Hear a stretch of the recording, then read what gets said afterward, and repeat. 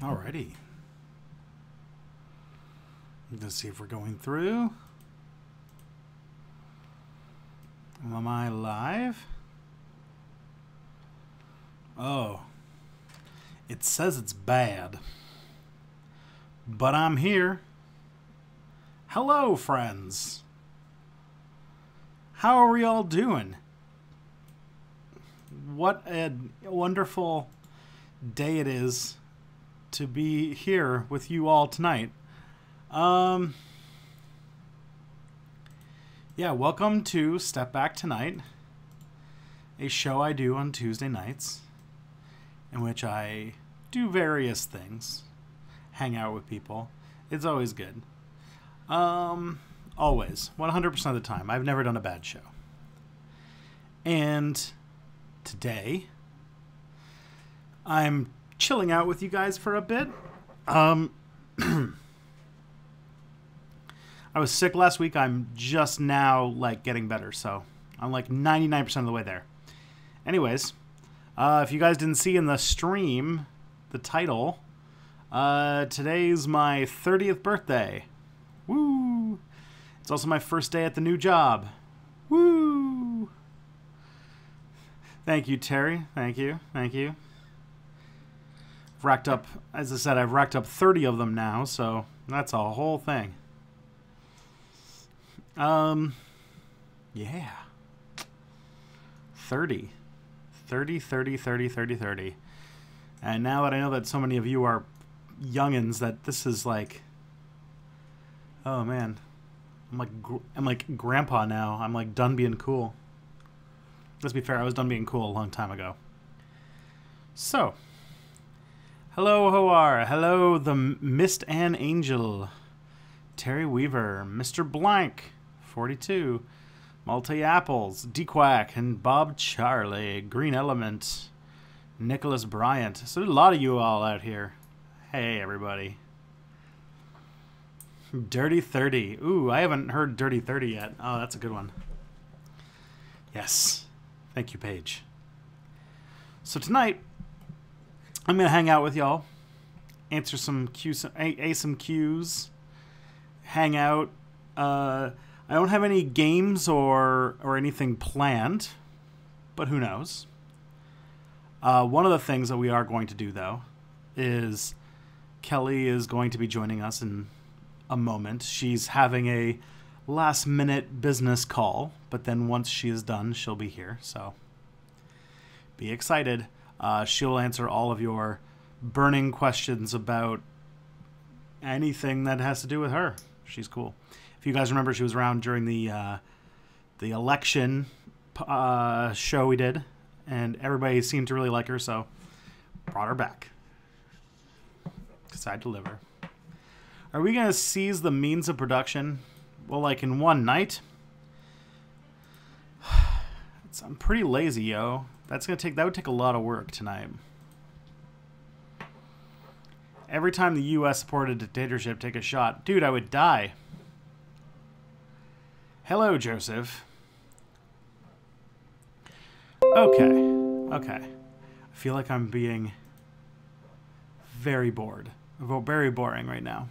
So, let's have a chat.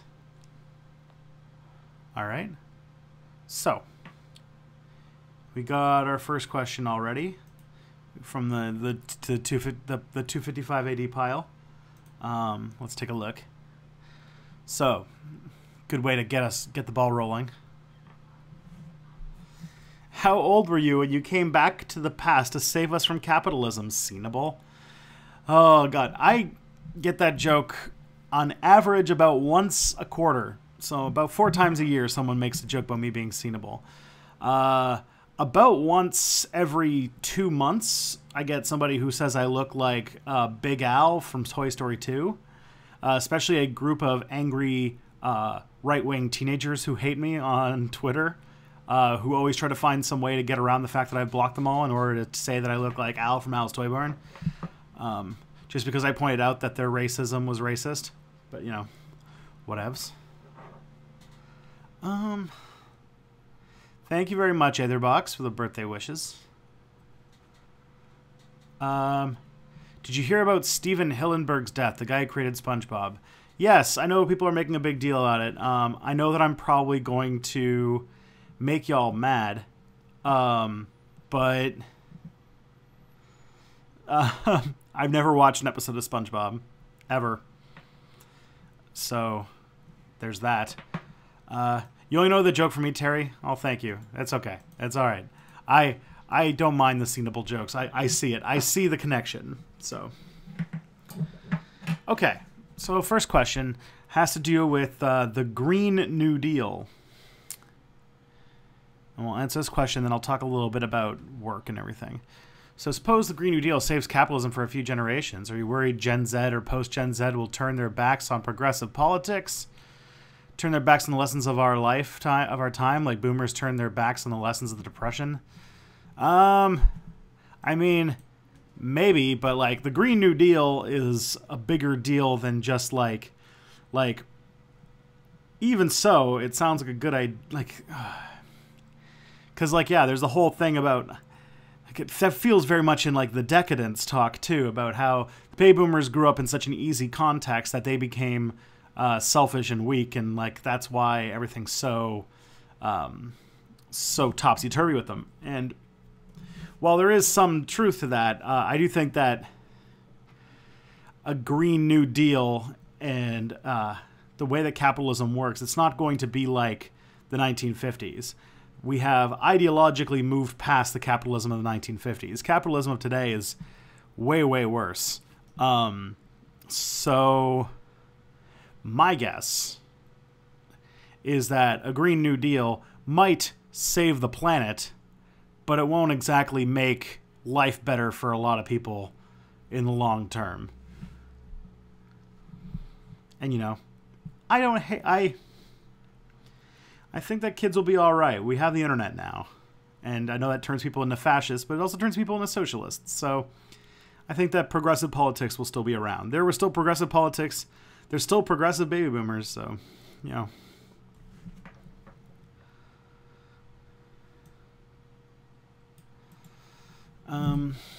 Yeah.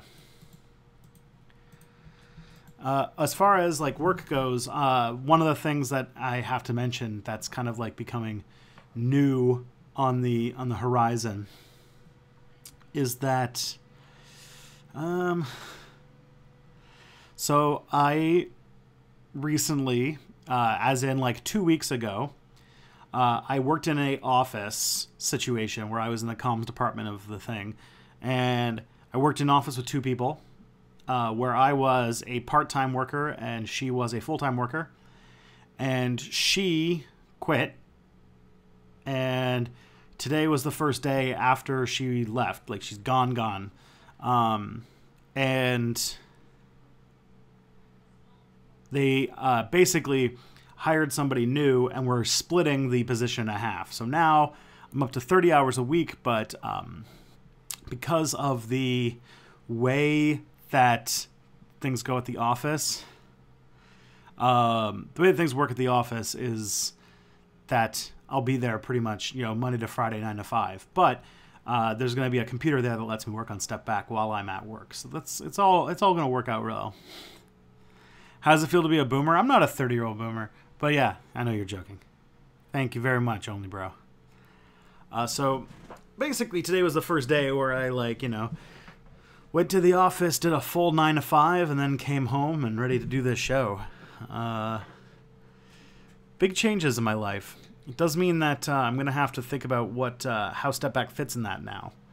I want it to keep going. I'm not, like, stopping or anything like that. I just need to figure out how to make it all work.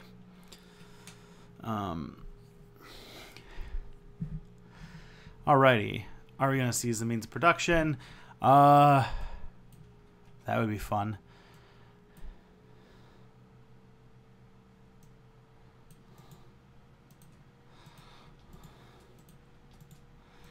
All right. Have you heard of the Fermi paradox? Yes. So for those who don't know, the Fermi paradox is this idea that fairly depressing and fairly full of interesting questions with... so in philosophy, paradoxes are things that must be two things that must be true given the assumptions that you make about the universe that are impossible to both be true. Which means that not that there's an impossible situation, but that you need to... It's a sign that you need to reinvestigate your assumptions in order to, like, figure out the paradox. That's what paradoxes are in philosophy terms, anyway. And the Fermi paradox comes from Enrico Fermi, who is... he was an astronomer who had a very good idea of what... how would I explain it? He was very good at, like, guessing the law of large numbers and trying to make, like, these statistically based assumptions. Like, he was able to, with basically napkin math, reasonably predict how many piano tuners lived in Chicago, just based on sort of taking away some assumptions. And so, like, things were like, all right, so Fermi said, like, all right, if you get rid of, like, if you, like, figure out roughly how many people own pianos and how much business for piano tuning that does and how many people actually do that, then you would find that there is about this many piano tuners who live in the city. And he did that. And like that kind of math was what he was really good at.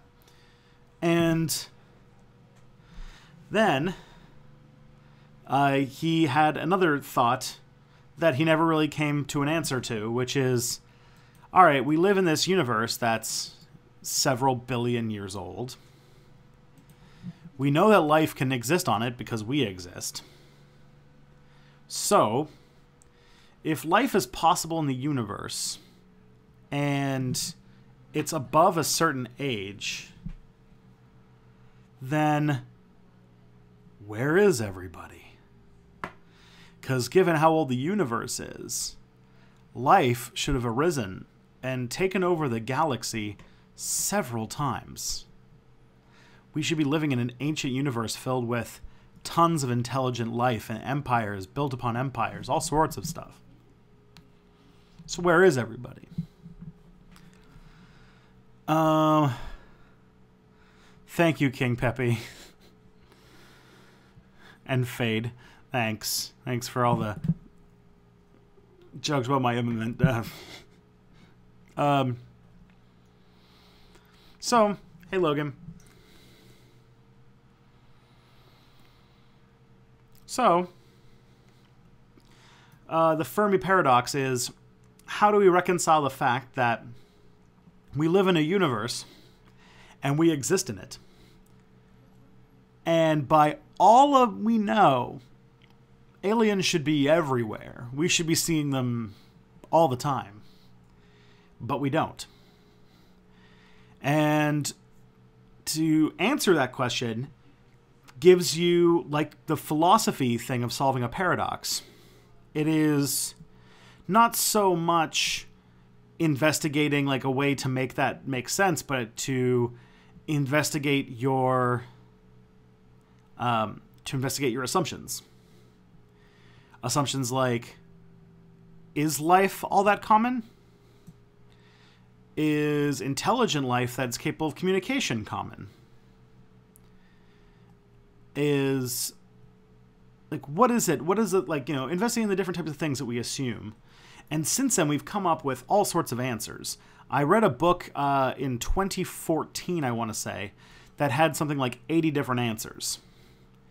There's ideas that, like, there's these things called great filters, which is that there are these events that happen in the typical course of the evolution of a species that result in them dying out.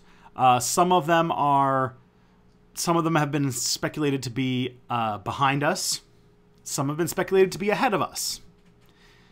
And those have very different ramifications, because if they're behind us, which there are some very good contenders for saying that we have passed the great filter, which is very optimistic.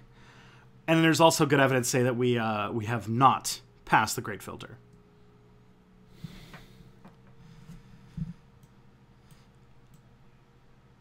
is there just is artificially delaying the chat, or is there no?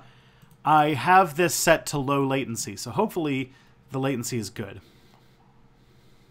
So, and then there also is the other assumption, which is so to break down the Fermi paradox is huge.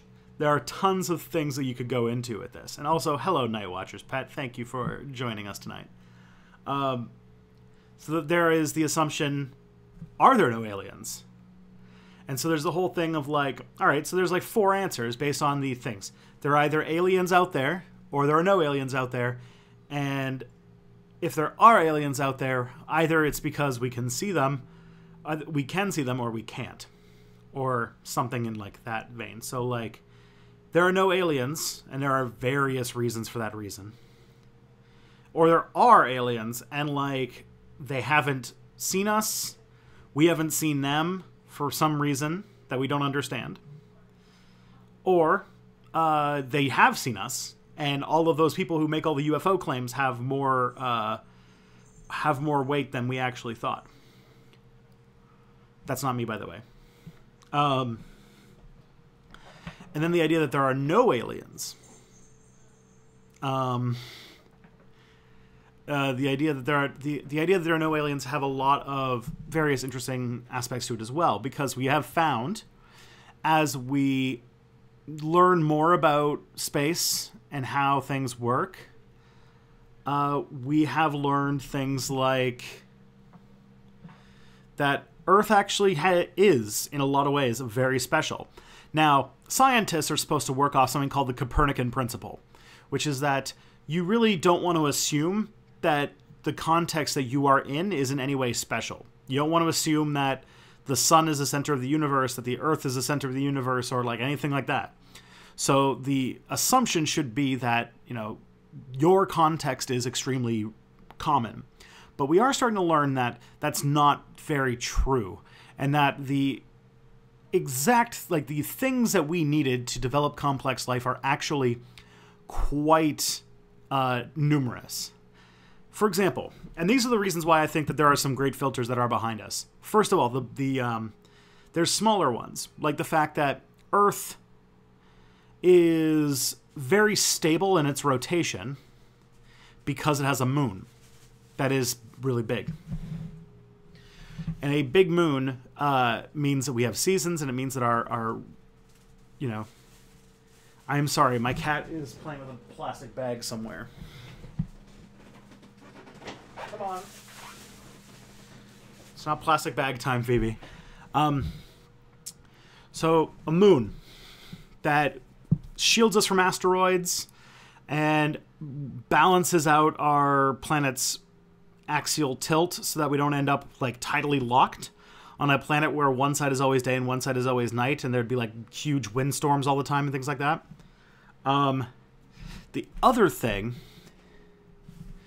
is that we are in a or the other thing is that Jupiter, like the fact that we have Jupiter to absorb a lot of extra solar asteroids, says a lot. So those two things are big ways to protect us. 2, we live in a part of the galaxy that actually would be considered a galactic habitable zone. The part of the galaxy we live in doesn't have a lot of gamma ray bursts or other cosmic phenomena that could just show up one day and sterilize the whole planet with, like, you know, gamma radiation and things like that. And we've had a fairly stable solar system for a long time. So these are all things that are pretty big deals. That mean that they all had to be just right for us to develop where we are. And there's sort of an observer principle, which is that because we have the capacity to observe, we're going to be, and if life is something that is very rare, then we are going to see a very unique and a very outlying type of context to create it, like us. There is one other one, and this is the one that I think is the biggest factor that nobody seems to talk about, but really I think it's a huge deal, which is that to the point where I've actually wanted to make a step back video about this, even though it's very only tangentially related to history. Now, billions of years ago, there was early cells, very basic life forms, that devoured a sort of proto-cellular creature that didn't absorb it and eat it, but actually like integrated it as part of the cell's mechanism. And this new organelle that it had ingested was one of the most powerful energy generating machines ever devised or ever like evolved. To this day, it's still probably one of the most powerful energy generators ever made. And this is called mitochondria. And the fact that we absorbed mitochondria meant that we could divide into multicellular creatures. And in my opinion, I think that that exchange was really, really rare. And that's why I think that we're actually fairly likely not... that if we do go out into the galaxy and we do explore other planets and other star systems, that we're going to find a lot of life, but a lot of like... Because it seems like if you do like the chemistry, the building blocks of life are actually pretty easy to make, but it's the multicellular life. I think that exchange was really big. Yeah. So that's my opinion on that. But there are, of course, other ones. There is the idea that we're going to destroy ourselves because of climate change or nuclear war. Whoa, there's Phoebe. And just like, we're just all going to die. There are other options. Like there are people who think that maybe humans have a uniquely colonial mindset. Although I don't buy this one into this one very much, because the increase in energy usage is a whole big thing. But there is the whole idea that we'll wipe ourselves out through negligence, through technology, through either ones that we know of, like I said, with the combustion engine or with nuclear power, or we wipe ourselves out with technologies that we haven't thought of yet. Like maybe there's something that we haven't invented yet that other people do and they destroy themselves, like nanites, like self-replicating nanites that turn the Earth into just a ball of nanobots, which is called the gray goo hypothesis, which is a pretty great name, actually. And so actually I do think that we're going to find ourselves in a pretty empty galaxy. And there's also hope that maybe there are aliens and we just haven't gotten the technology to see them yet. So in my mind, I think that if aliens do exist, there are very few of them. And that being a factor, what are you doing, cat? If that's a factor, then there's a very, very, very, very, very low chance that we'll, like, by chance get to see them. Because when they start broadcasting, if they even invent radio, we'll pick it up if we're pointing at it, and we know what it is we're looking at. And there's so much radio activity out in space, and after about a light year, radio waves get kind of fuzzy. So to even go out there and recognize it would require, I think someone even said, like, technology that we don't even have yet. Like, there's that whole idea that that the radio waves from the TV broadcasts that we've been doing for hundreds of years are still floating out there in space, but, like, getting that far out, they've become so garbled and so fuzzy that we wouldn't, like, if our radio waves from early TV came to Earth, we wouldn't be able to decipher it as TV. We might be able to decipher it as artificial, but we wouldn't be able to decipher any details about it or be able to bring back the picture or anything like that. So yeah, and that is the furthest that we've, like, sent stuff out, and that's only about, we've only been sending out radio waves for about 100 years or so. 100 years and change. So we've and of significant power to get to go far out into space, only about 80 or so years. So like and then we're limited by the speed of light, with the fact that like an alien race on the other side of the galaxy would take 100,000 years to send a message to us, which, you know. So, you know, there's a whole lot of factors that stay in the way that make it pretty likely that there are probably not that many aliens, and if there are, we probably won't see them. At least for, in my mind, several thousand years. Like, we're going to need to, like, get a good idea about them. We're going to need, like, we're going to need, like, telescopes that are, like, the size of planets, that are made by, like, weaving together a whole network of satellites and, like, these, like, megastructure-sized telescopes before we're going to get any, like, really good idea about these things. So I'm not optimistic that we're going to see aliens in my lifetime, and I also am not optimistic that there are aliens to see in a distance that we would actually be able to work with. And yeah, also Xander kind of pointed out too, and then there's also the whole idea that, do we even want that thing to happen? Because highly advanced civilizations meeting a less advanced civilizations have never ended well on Earth.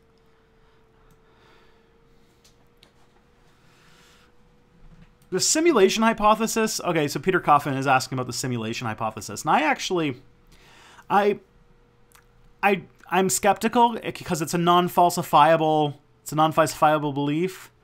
So there's not like, all right, let's talk about the simulation hypothesis. Let's take it seriously. Let's what's it called? Let's steelman the hypothesis.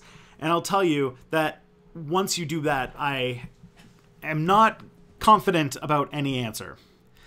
So it's a non-falsifiable belief. It's this idea that given the power of computer simulations, and given that if it's inevitable that intelligent species develop computers, that eventually you will create a simulation, and that those simulations will get powerful enough that they will create simulations, and simulations within simulations within simulations, to the point where, if you really think about it, if you're really optimistic about it, it's more likely by like humongous factors that we are a simulation than that we're not. Which is, I don't want to buy that. I think that there's some issues that's very philosophical, and it doesn't really discuss like the fundamental limits of how fast computing can go. And I don't know if anyone's ever run like a computer within a computer, which sometimes people do. But when you do that, it can be dangerous. Like it will never be able to function with the resources. Like there's not going to be the energy levels to do such a thing. Even if you had like a Matryoshka brain or something like that, which is where you convert all of the energy of a star to a massive computer system. And so there'd only be so far down you could go in the simulation before the fundamental limits of the energy that is in the overall system start to break down. And that's kind of where the idea that there's like infinite universes or something like that starts to get a little wonky for me. But then again, that is also based on my limited idea of how physics and computing work. You know, we could be in the simulation and have our entire universe happen with less computing power than, say, the universe above us, but we wouldn't know it because it would just either it would work in a way that we could have like the universe just follows different rules that make it easier to compute, and we wouldn't know because we've lived in this universe forever, or it just calculates it slower. Like we could be passing thousands of years every second, because it's because the simulation is processing. We wouldn't know. We wouldn't perceive time any differently because of that. We could all be a simulation in one of those iron stars at the end of the universe where there's like this this whole thing forever. And then there's but then there's other arguments that I think actually do hold some weight. And this is where I'm actually like, you know, if I'm not like 100% against the idea of we're living in a simulation. And the biggest one comes from don't like run away. The realm of quantum mechanics. And I'm not going to pull some like stupid observer, like I'm not going to pull some like some weird not Dinesh D'Souza. Who's the other bad who is that bad quantum mechanics guy whose also name was Dinesh or no, I can't remember his name. Either way, it's that at the quantum level, the analogness of the universe actually breaks down a little bit, and there are the ways that atoms move at the extremely small scales could be likened to, and this is definitely like anthropomorphizing it a little bit. The Deepak Chopra, that's it. Could be, so at this level could be, it could be that we're running into the actual pixels of the universe. Which is like when you find out that I got a small enough level, say like this cup is an atom, and I want to get here, it wouldn't go like this. It would just go instantly here. Like there is a point when you get small enough where there is no discrete steps between the 2 points, and that's the thing where I'm like, oh, so if I found out the universe was digital, like this is the kinds of things where I'd be like, okay, maybe, probably not, but maybe. So, what is my cat chewing on? That is a good question. It looks like it is like the drawstring on the hood of my hoodie.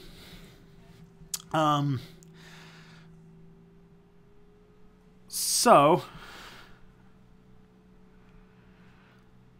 yeah, Planck's length. And you know what? Like, I am perfectly like okay to get myself to a situation where, like, if we live in a simulation, that has all sorts of things to it. But I will say, like, it's a thing. The big thing that makes it hard to believe is using the null hypothesis, which is you have to realize that we live, like, it is an unfalsifiable belief. There is no way to prove that we're not in a simulation.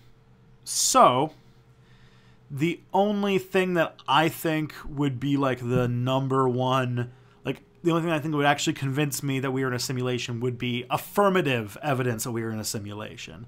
Like, actually figuring out how to mess with, like, the code of the Matrix or something. Like, you would need some actual affirmative proof for me to be swayed in that direction. But at the moment, it's a interesting philosophical discussion which says a lot, actually. I think one of the things that, since I know Peter Coffin's in the chat, I gotta shout out to this. Like, it's one of the things that shows that there's a really interesting idea about the discrepancy between, oh god, I'm gonna go super grad student on this, on ontological reality and epistemological like statement, which is like I think that the like thinking about the simulation shows very much the gap between the way the world actually is and the ability of our brains to comprehend things. Because there is like a certain way that our brains need to process the information of the world that is not ever going to be 100% a description of ontological reality. This is kind of the basis behind postmodernism. It's that, like, we are, like, color is not a thing that exists. Color is the one wavelength of light that is not being absorbed by the object that the light is bouncing off of. Color is nothing. Color is interpretation. It's like so it's very much like a situation where I think that it says a lot more about how our brains work than about how actual reality is, because there's limits to our understanding, and I think that that is important for us to know. Okay. That was a long, long discussion. I don't have enough marijuana, though, to do, like, the full discussion about, like, the gap between epistemology and ontology, but it's fun. The idea, like, I think the other thing that shows that is it's actually really hard for, like, even if you know you are a full, like, scientifically minded person, you believe in like you understand the science of the Big Bang, and you understand, like, the way the universe works, it's still impossible for us to comprehend the beginning of the universe and the beginning of time, because we just our brain can't process this kind of information properly. We are not biologically capable. It is very hard for our brain to latch onto those things. I'm getting a lot of questions about Ukraine. I will get to Ukraine. All right. I have it on my list, so we'll talk about Ukraine. I don't have a ton to say, but I can talk about it a little bit. It's not going to be the quick step video, but it is, like, you know, I'll talk about it tonight.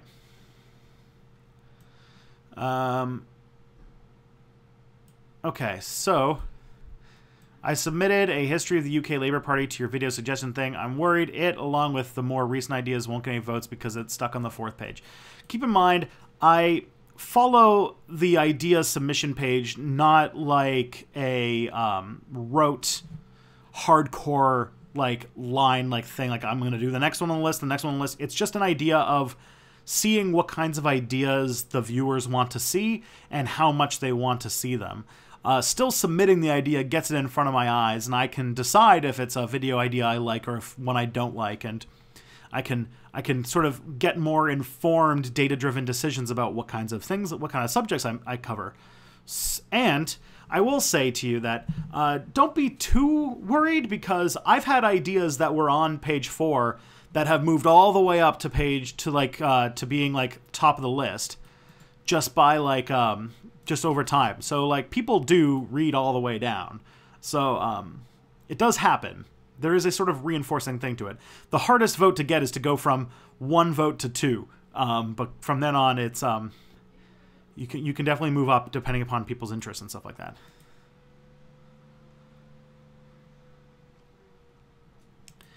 Oh man, did I start a metacognition discussion in the chat?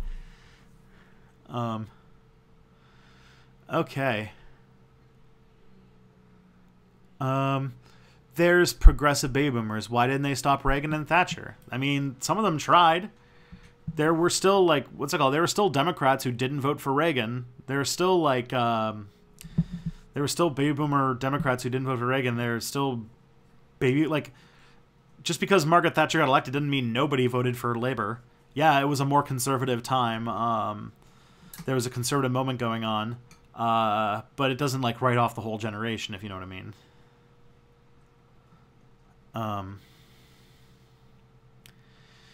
Yeah, the list, so, like, the idea list is a place where I can dump any idea that I want to make for a video about, and on top of that, it lets me get an informed decision about the kinds of things that you like. Like, even just seeing what things rise to the top teaches me a lot about what you guys want and what you don't want.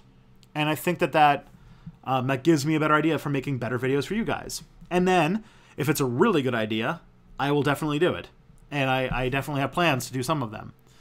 It's just that I set it up at a time when I was making weekly videos, and I don't make weekly videos or weekly, like, full-on step-back videos anymore. So I'm going to have to figure out how that's all going to fit.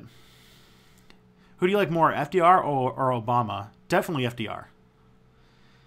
You like my videos. Thank you, Jim Riccitelli. J.M. Riccitelli. Is this the list on your main page? Here, I'm going to get you guys a link. So it's called Idea Informer. I will get you guys the link to it.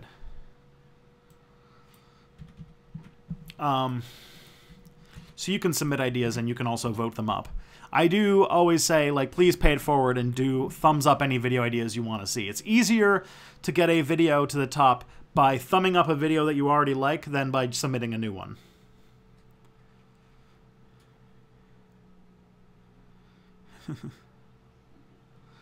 All right.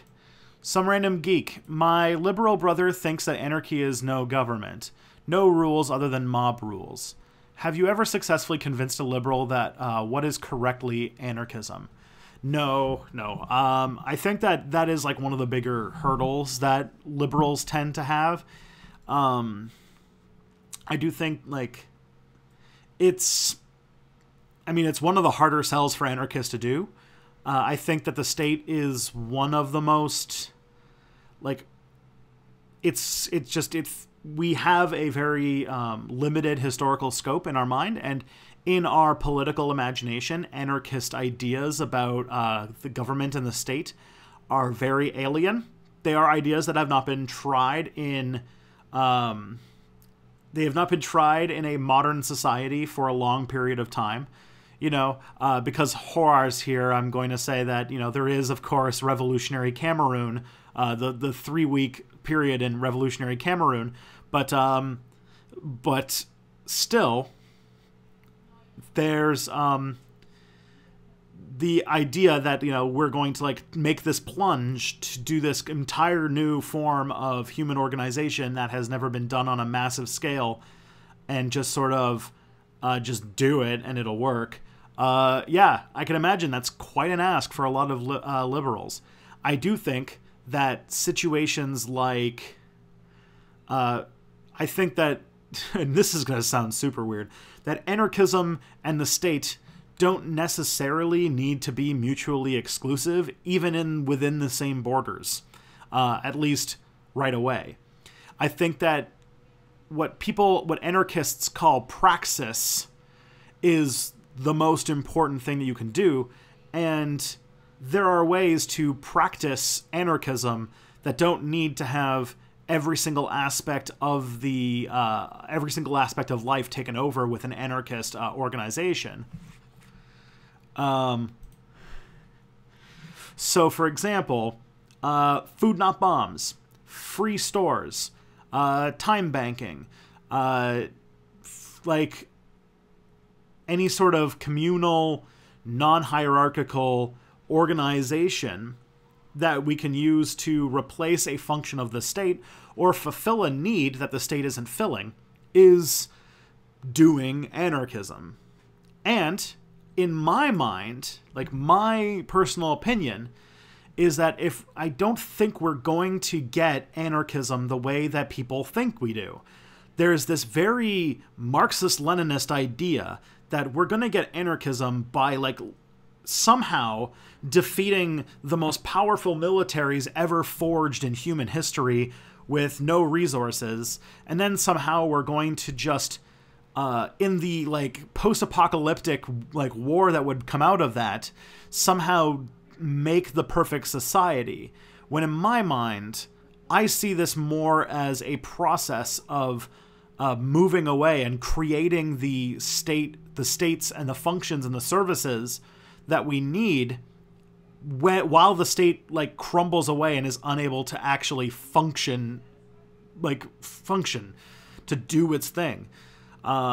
We need to, like, start chipping away parts of the economy and replace them with non-capitalist methods of organization. This means neighborhood organizations. This means trying to start a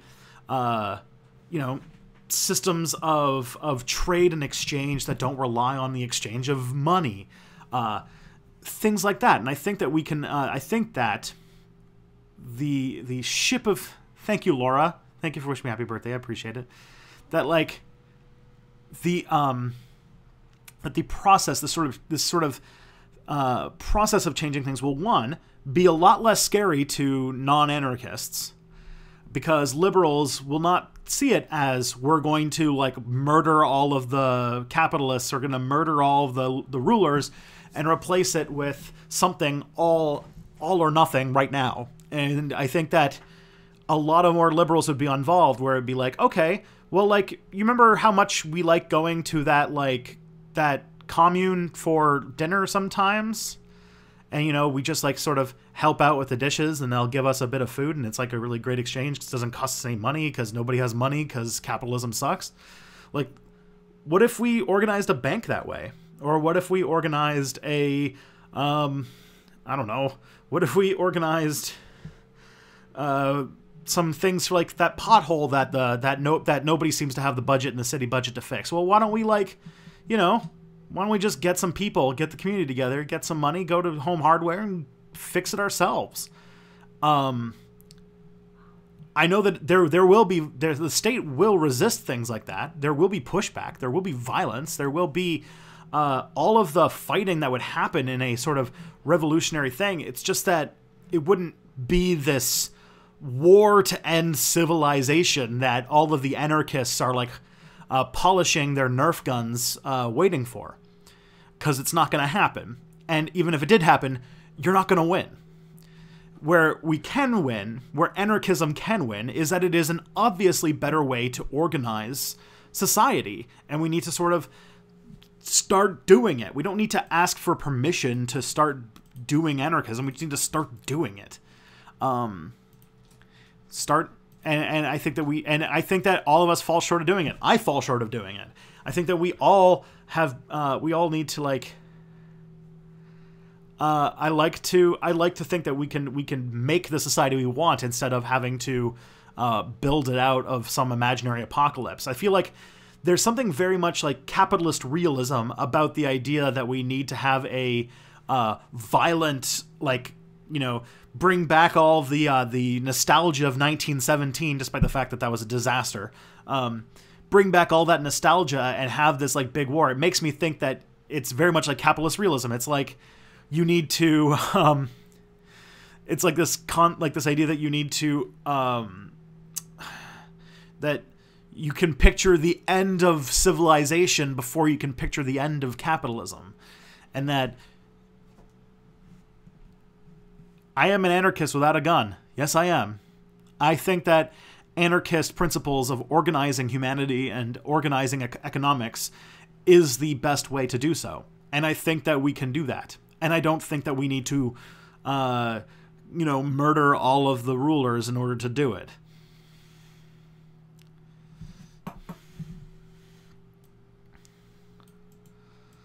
Because I think that if we do let, the big leftist revolution that we're all going to have, if we let that happen, it will be not dissimilar from 1917. It'll end up being a horribly brutal war that will end up scarring our world forever. And in the end, the quote-unquote revolution will become dominated by those that succeed in a state of war, which are the most authoritarian, the most violent, and the most with a capacity to destroy dissent.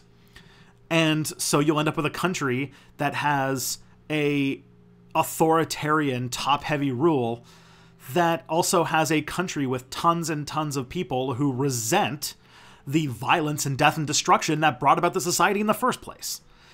And that is why this isn't the way to do it. We need a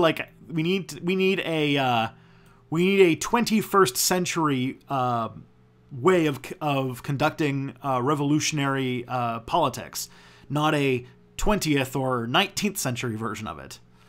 But that's, you know, that's just me.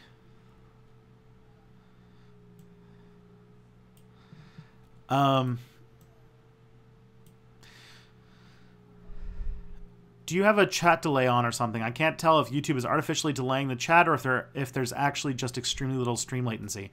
Yeah, like I said, there's like a setting that you can put on, and I decided when I first started, I was doing all this stuff, and it was creating so much latency, like 30 seconds of latency. So one of the things I did is I got rid of the restream.io, so I don't stream on Twitch at the same time anymore. And on top of that, I decided to sacrifice some picture quality for higher latency because I feel like being able to respond to you is better than you being able to see me better, if that makes sense. Yeah. What are the chances we could see a distant civilization thousands of light years away? It's possible. It's not, like, impossible. There are things that we can do, and we're getting better at being able to do it. But there are some limitations. Like I said, there's this is kind of going back to the Fermi paradox situation. There are some things that we can look for signs that there is life on an alien world. Things like, oh, thank you, Kali. There are signs that radio waves are coming from a place. I feel like if we did see radio from a intelligent civilization, we'll probably be able to tell that it is artificial, but we probably won't be able to decipher what the signal actually is. But we would be able to say, hey, from this star where there's no reasonable reason why there is so much like very, very repetitive, very steady radio signals coming from this star. It's not a pulsar. It's not like a neutron star or anything like that, which makes you think, okay, this actually might be an artificial source. That'd be a good sign that there are aliens there. There's ideas that there will be like signal lasers, but that one would be very directed and pretty tough. There's also like the whole Kepler thing, Kepler, whatever's replacing the Kepler thing that like looks for exoplanets. One of the things that they're going to be able to do with that is studying the spectrum of light. So Kepler is a satellite that looks for exoplanets, which are planets going around other suns. It does this by studying the wobble of the sun as its gravity gets impacted. James Webb is a new one, yeah. As it gets impacted by the movement of the planets around it. And they can do some really fancy math, and you find out how big it is and how many there are and all sorts of stuff. It's actually really fascinating. One of the things you can do, especially when we get better technology at this, is you can move around a star, and when you can tell that the planet is between Earth and the star, you can look at the spectra of the light that is coming off the star. And one of the things that we've learned how to do as astronomers, like one of the most basic things that astronomers learn how to do, is you can look at the light from a star, and based on what frequencies it comes out at, you can actually find a good idea of what the composition of that object is. And so there is a pretty good chance that if we were able to get one of these exoplanets moving in front of its star and get its atmosphere, that we could tell what's in the atmosphere of that planet. And if that contains, there are certain chemicals and there are certain byproducts that if we find a significant amount of it in the atmosphere, there's a high chance that there is life. And if we find stuff like pollution, there's a high chance that there is intelligent life. All the star that lieth betwixt. Yes, we're all on the ContraPoints means tonight. And also, Kali, thank you so much. Thank you for the $10. Thank you for the birthday gift. I really appreciate that. I will definitely give it a good home. I definitely think that I will definitely find something for it. I have a lot of marijuana. I smoked a lot with a bunch of people, including some YouTubers that are friends of mine. I smoked some weed on at my birthday party, so it was pretty fun. So I might need to get some more in the not too distant future.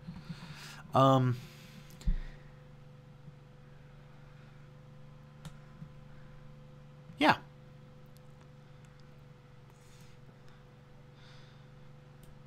And also, I think that also when I was 255 AD is taking this Do I have to keep calling you 255 AD? Do you have a name like Jeff or Billy? Something with like less than 6 syllables. So Ian Banks predicted that the best way to achieve anarcho-communism was just to go to space, which is another thing that we could do if, you know, if we can get the whole space habitat thing down. Which, you know, that's a whole new thing. No problem, some random geek. That's what I'm here for. Have you read any literature on cultural studies? This is from Etherbox.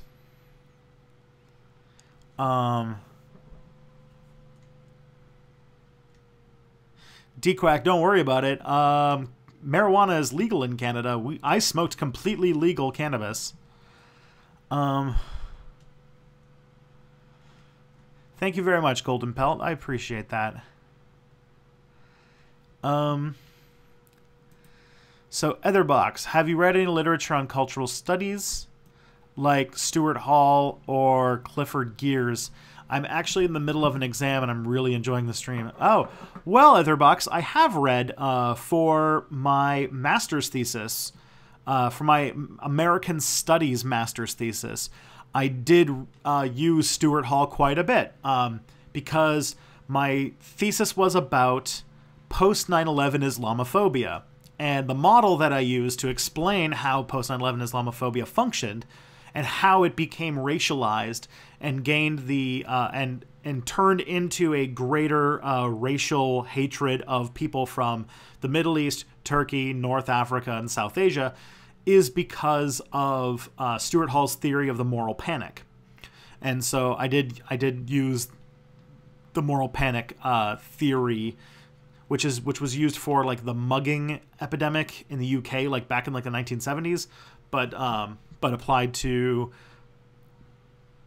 Muslims or those who were visually identified as Muslims in the early 2000s.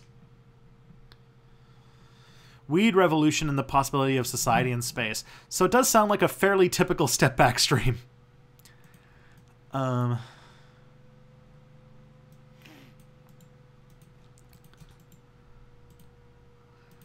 So, you know. Xander.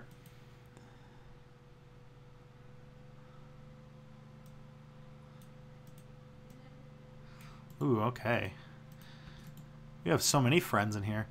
All right, can you talk about Ukraine? All right, Xander, I will talk about Ukraine. So, Ukraine. Here we go. Ukraine. There's so... Okay, so, for anyone who doesn't know, because I know that some of you are pretty young, so this stuff would have happened while you were, like, too young to worry about the news. Back in... Was it 2014? It's like 4 years ago? Back then, there was a... So there's a... Okay, no. We have to go even further back. I just realized this. So Ukraine is a ethnically and linguistically and culturally distinct region of Eastern Europe that had been, for a very long period of history, part of the Russian Empire. Russia breaks up, kind of, in like the Russian Revolution, but the people, like the Soviet Union, basically integrates it, and and Ukraine becomes one of the Soviet Socialist republics. And in the Soviet Union, so like one of the things they don't tell you about the Soviet Union is the Soviet Union theoretically is supposed to be more like the European Union than like say like a regular country, and it's made up of all of these Soviet Socialist republics. So like Kazakhstan was supposed to be the Kazakh Soviet Socialist Republic, and it'd be the KSSR, and they had their own flag and everything. Ukraine, very similar. Although, while that was how it's supposed to be on paper, the Soviet Union kept control of a lot of these and also other satellite states under a tight fist. And Ukraine was one of those countries. One of the things that happened during the administration of Nikita Khrushchev, who was the person who took over after Stalin died. Oh, Michael Kirshner, thank you so much. That's very nice of you. So where do I pick? So how do I pick up from there? So a part of what would be Ukraine, circa 2014, was a region called the Crimean Peninsula, which has technically it's a bit ethnically Russian, it's ethnically Tatar, it's all like it's this peninsula on the Black Sea, so very strategically important and very full of all sorts of various ethnic groups over the years. But one of the important things that the Tartars would basically be the rightful claim to them, who are descendants from, I think, Turks or Turkic-speaking people who came into the region a long, long time ago.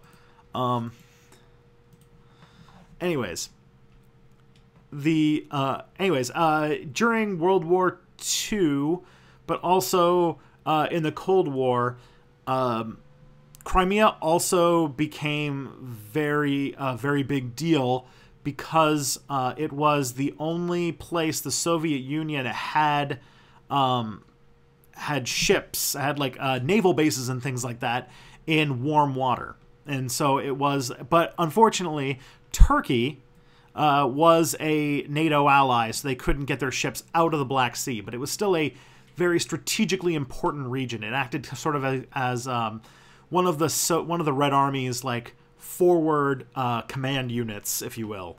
So it quickly over the Cold War became this place where a lot of Russians lived because they were members of the Red Army, they were officers, they were enlisted men.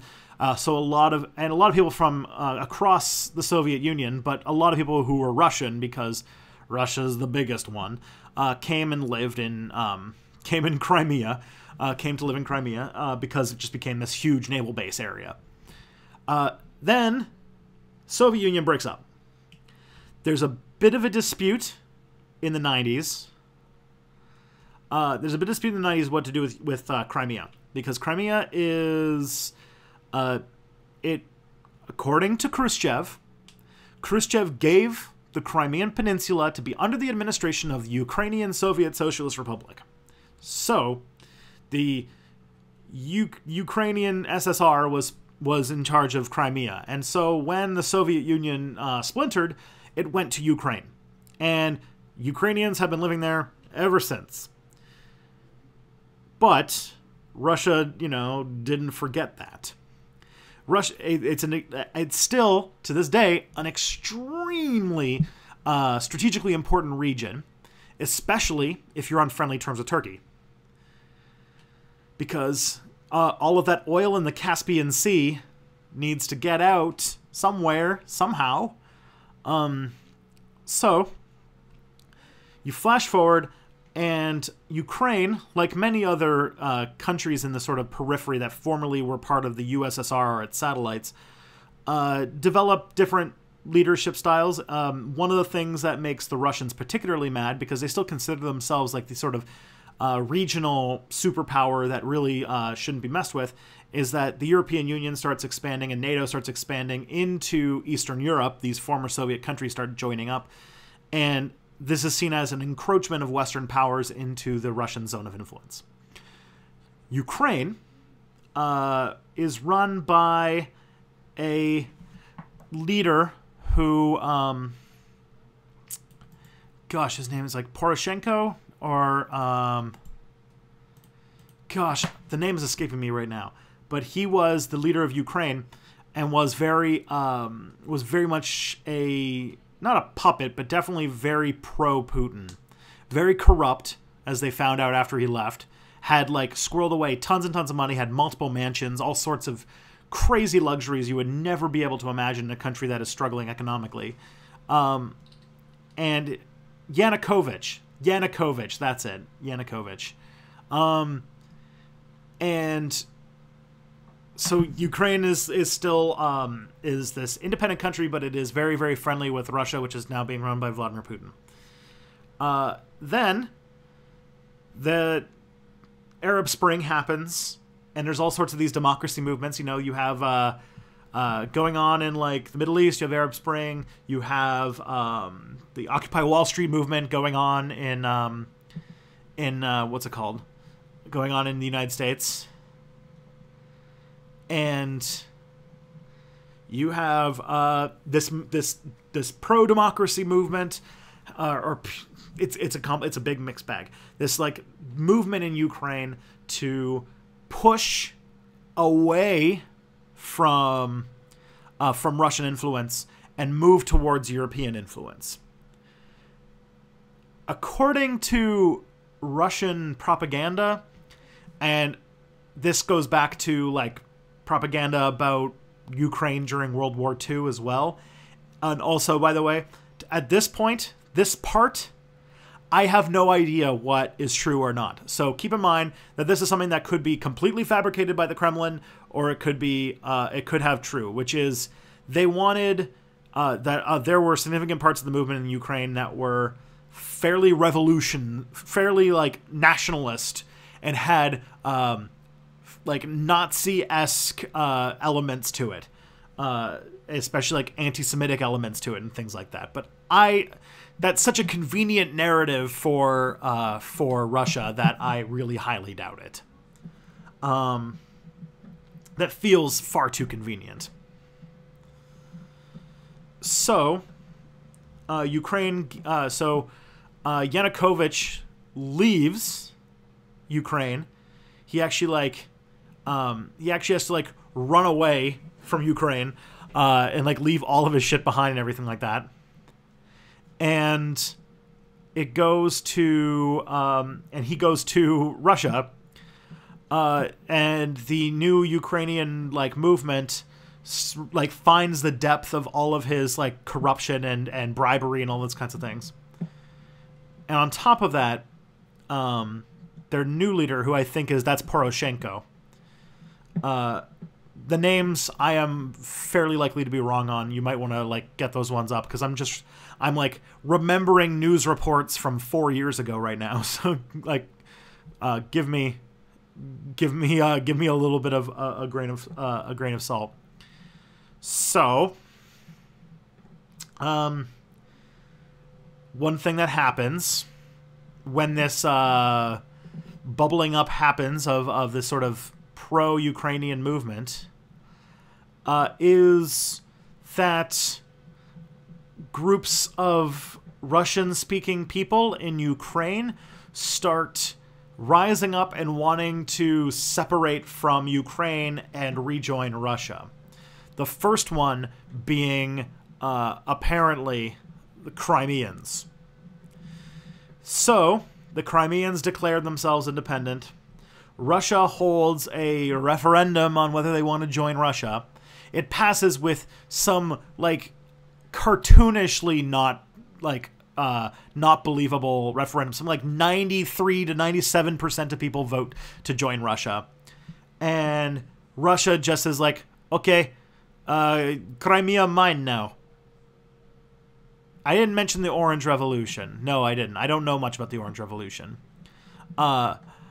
So,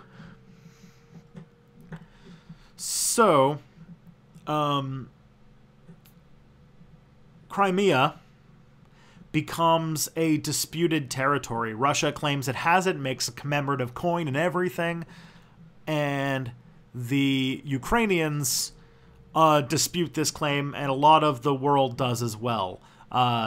Europe and the United States all put like pretty major sanctions on Russia, and Russia's sort of like bleeding out economically, waiting for Putin took a hit for this. He lost a lot of his. It's hard to think about that today, but he lost a lot of his standing in the world, and Russia was in pretty tough economic times. But the tougher economics got, the more people approved of him, so worked out in his favor. And then in eastern Ukraine, other groups like this start trying to break off and become and join Russia, and all of these guys who are totally not Russian soldiers but seem to speak Russian and have Russian seem to have surprisingly well equipped weapons and seem to have a lot more supplies than you know, a tiny revolution movement start to show up, and people start showing up with like Russian uniforms and all sorts of stuff. So it's like, a whole thing. Like, it's like this whole thing where Russia's just saying like, we are not sending troops to fight in this like movement, and it's like they totally are. So that's been going on for years. It's a very tense situation. I think there might have been an attempt at a truce maybe about a year ago, but I don't really know the details about what's going on with that. So that's a thing. And yeah, like Obama gets involved. He gets really mad at Russia. U.S. puts on sanctions, things like that. Then Donald Trump got elected. And when Donald Trump got elected, he basically said, all right, we're not going to do... U.S. isn't going to make any moral stands anymore on the world stage. Like, screw it. And so, I mean, there was a time, like, in... I think like the Republicans in 2014 were like basically yelling at Obama for not starting World War III in order to liberate the Crimean Peninsula, which was like, you know, a new level of ridiculous, but that's a different story altogether. And now, you know, now the Republicans love Putin, so this is all weird. So Russia and other authoritarian states that usually were worried about getting the ire of the United States have started to act with impunity because they're friends with Russia, or friends with Trump, and in some cases might have even helped him get elected. Jury's still out on that one. And so Russia has been acting more bold in the Black Sea with their navy. And one of the things that happened is this is the part where this is stuff that's starting. We're getting to like stuff that happened this week. Is that the Russian Navy has been showing itself violating the territorial waters of Ukraine more and more and more lately, to the point where I think there might have been some sort of violent incident with Russian naval ships. I don't know the details of what's going on there, but Ukraine has declared or is being pressured to declare by its people or something like that. I think it did declare a state of emergency or martial law or something like that, basically acting like they're preparing for Russian invasion. And that is sort of the weird situation that the two countries are in right now. And yeah, I feel like it's not a good position for Ukraine because like I think that Ukraine right now could Ukraine could just take like Russia could just take Ukraine right now and no one would stop them. If you think about it, there'd be some people getting mad. There'd be some people, there'd be some sanctions, maybe from the European Union or something, but Trump wouldn't do anything about it. It would just happen, and then it's over. And I do highly suspect that that's not an impossible thing.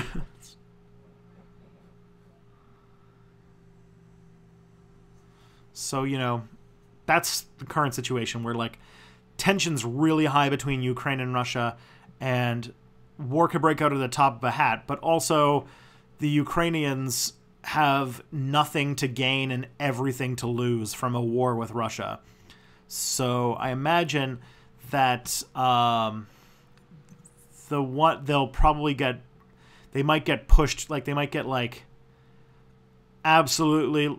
I don't think Russia's interested in just taking Ukraine. I think that like we're not in that zone of, we're not in, like, this isn't a Paradox game. We don't, like, this is why you couldn't make a 21st century Paradox game work anymore. We're not in the world of like conquering territory anymore. We don't do that much. Crimea was really weird because it was something like that and everybody freaked out.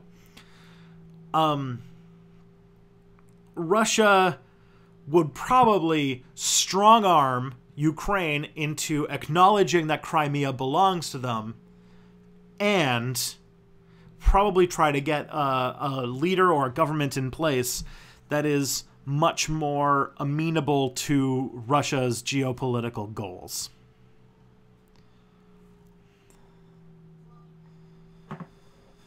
And so, you know, like, that's the thing is, like, I think that, like, because I know there's a few of you people out there in the chat who come from, like, the mapper community, and it's like the mapper, like, whenever they do the hypothetical futures and things like that, I don't think that, because they want the map to change, otherwise it would be a really boring mapping video, I guess. But, like, I don't see the maps changing that much anymore. It's just not, it's not the Middle Ages. It's not like the Victorian Age or whatever. Even the Victorian Age, the borders didn't change all that much, except, you know, with the partition of Africa and things like that. But, like, I don't see major conquests happening anymore. And, like, resulting in, like, permanent annexation of new territory. That's just, like, not really a thing that happens. So, we'll see what comes out of it. If Russia violently deals with Ukraine and nobody has the power to stop them, then what do? It'll further drive a wedge between the United States and the European Union as the European Union tries to take a moral stand, and like, Trump just says, "Who cares?" Putin said that I'm pretty, and he has a tape of me paying prostitutes to pee on a bed, so I'm not going to say anything. Yeah, you're right. In the Victorian Age, the maps did change a lot. You are correct on that. I think I'm thinking more like the post-World War II.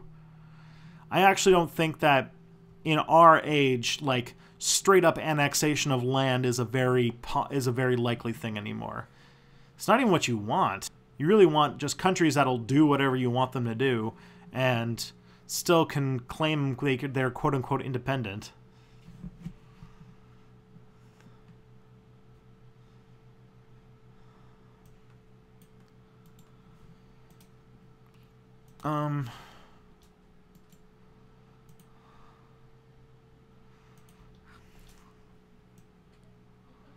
Yeah, so I do think that I don't think the desire will be for Russia to take Ukraine over, but to do something to sort of get themselves back to where Ukraine was before this whole movement started happening. Okay. I'm being very slow with the questions tonight. I'm sorry.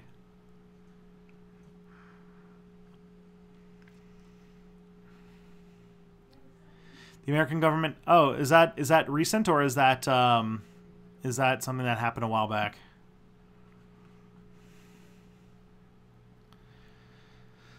Okay. So I talked about Ukraine.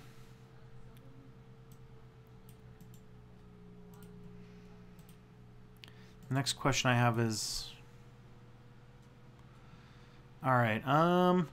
What is your favorite thing you got for your birthday, and what do you want most? Oh boy. I got a lot of booze for my birthday. I would probably say my friend Nicole, she was my best man at my wedding, and I've been friends with her since I was 10, got me this card game called Flux for Star Trek The Next Generation. And it's the most, like, gifty gift that I got out of the whole birthday thing. Like, it's a board game, card game thing, and I really want to play it. It looks really fun. But I got a lot of booze, which makes me happy. I'm set up for quite a while now.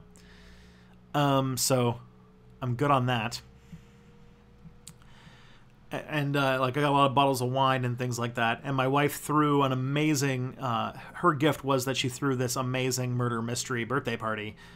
And it's great. It was amazing. It was so perfect. So that made me really happy. I think that's the best gift I got, was the murder mystery birthday party.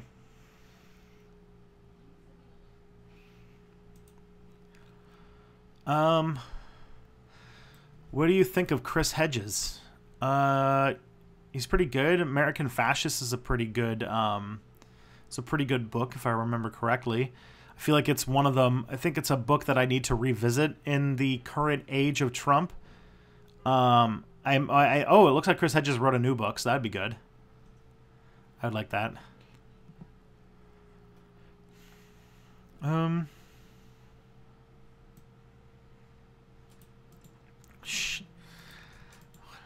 right. Anarchists speak of building a new world in the old. I don't understand why you think the old world would let anarchists do that. Why wouldn't they just kill everyone when they seem too powerful? I think it's more just it's a replacement thing. Like, the government is pretty content to let people, let their institutions wither on the vine and let people suffer as a consequence. So I think that replacing those organs of state bit by bit would just result in us realizing, oh shit, what does the government actually do anymore at this point? But I don't know. I think that there will be violence. I think that people will try to restrict things. But I don't think that they're, the reason why I think that this method of beating out the right or whatever is good because it's not focused on one organization that can be overthrown. It's based on a network of various organizations that can't necessarily one can be taken down, two can be taken down, but they can't all be taken down unless you micromanage everybody's everyday life. And I think that kind of that level of authoritarianism is very difficult to maintain for long periods of time. So in my mind, it would be a struggle. It would be tough. You know, you already do see it sometimes. You see police pouring bleach on food that is designated for people in a disaster situation. You still see stuff like that, but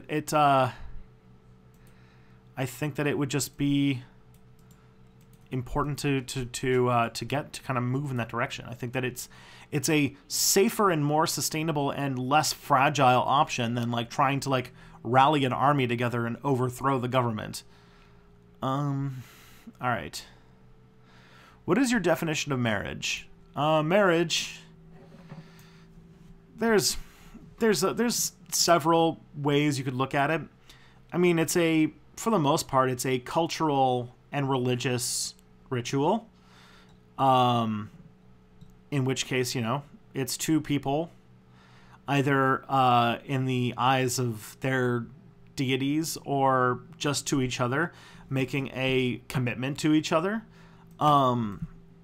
But it has also been appropriated by the state and confers a lot of important benefits and a lot of important legal things that give you standing in society and make being two people in a partnership work. And so marriage is something that also has a legal aspect that needs to be made equal and distributed in a fair fashion to those who are, to those who are open to, or those who are willing, or those who consent. And so in my mind, marriage has a fluid definition. It means a lot of different things to different people. And I think that whatever it means for you is the right answer for you. I got married because I wanted to affirm my commitment to Kelly. And on top of that, she also really needed to immigrate to Canada. So, win-win. I think that David Graeber wrote about this idea in Revolutions in Reverse. Is this the, gradual taking over? All right. Were you ever more conservative? Yes. Yeah.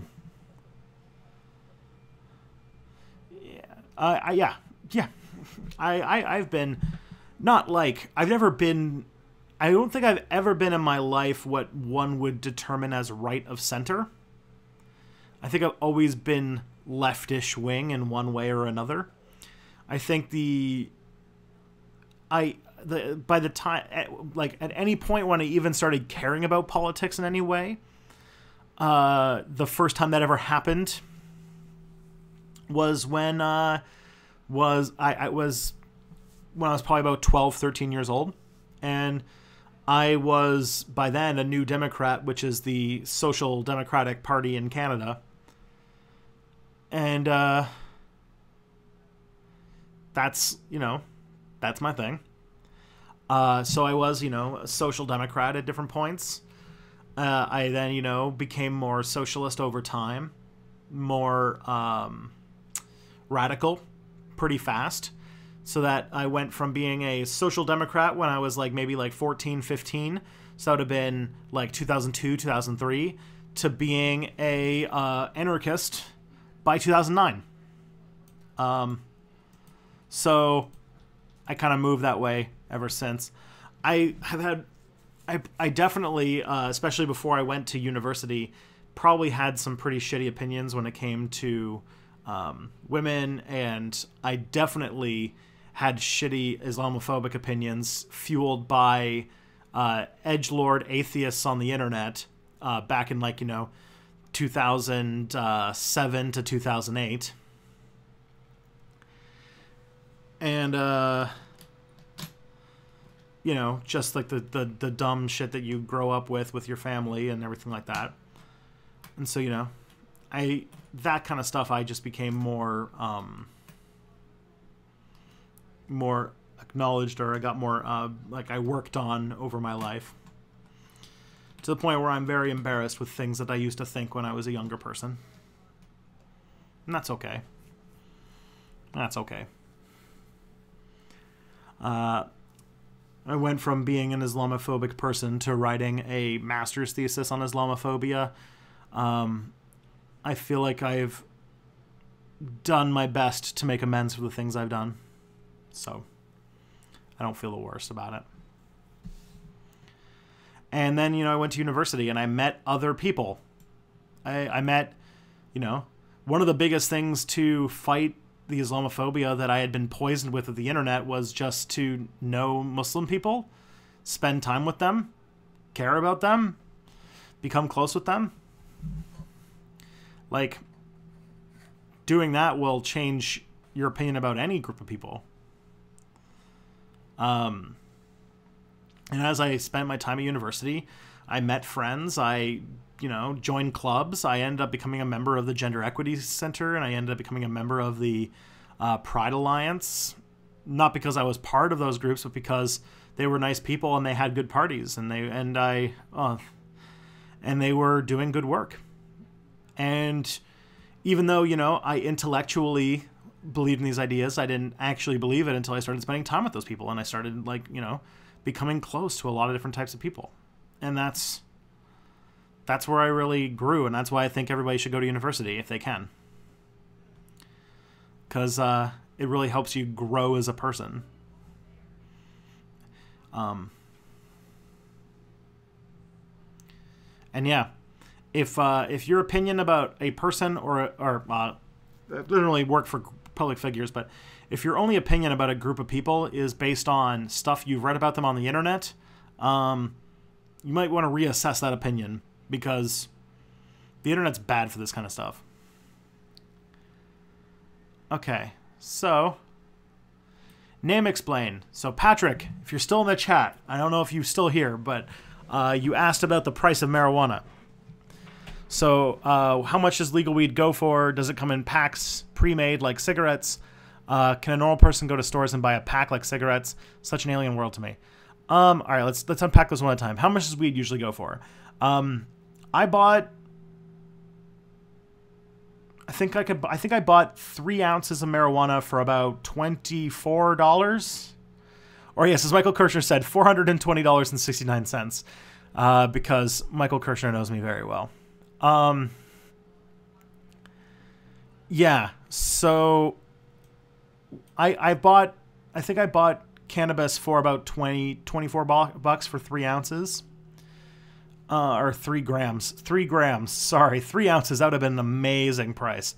3 grams. I've bought joints. I think like the government sells 2 joints for like $20, which is pretty good. And I know it gets more expensive if you buy like, you know, better stuff, and that the whole like price thing has to do with the fact that there's like we have like a supply issue that we're dealing with right now. So like stores are actually like running out of the stuff. And yeah, so it comes in, you can buy it like just like regular, you can buy like regular weed that comes in like plastic containers, or you can buy like pre-rolled joints that you can smoke. I bought one of each, and you can also buy oil. And I think that they have plans to make like hash in the future and stuff like that. And at the moment, you can go to the store and buy cannabis. That is still a thing that you can do. In Ontario, none of those stores have opened yet, but some other provinces they have. In Ontario, they haven't opened any of the stores. They're opening in the spring, but they have opened an online store. And so that's where I bought my cannabis. I bought it online. So there is actually a Ontario cannabis store website called ocs.ca, and you can go there and buy cannabis. And that's where I did it back in October. And when I run out, I'll buy some more. I'd rather buy it off the internet anyway, although it took a hell of a long time for it to show up.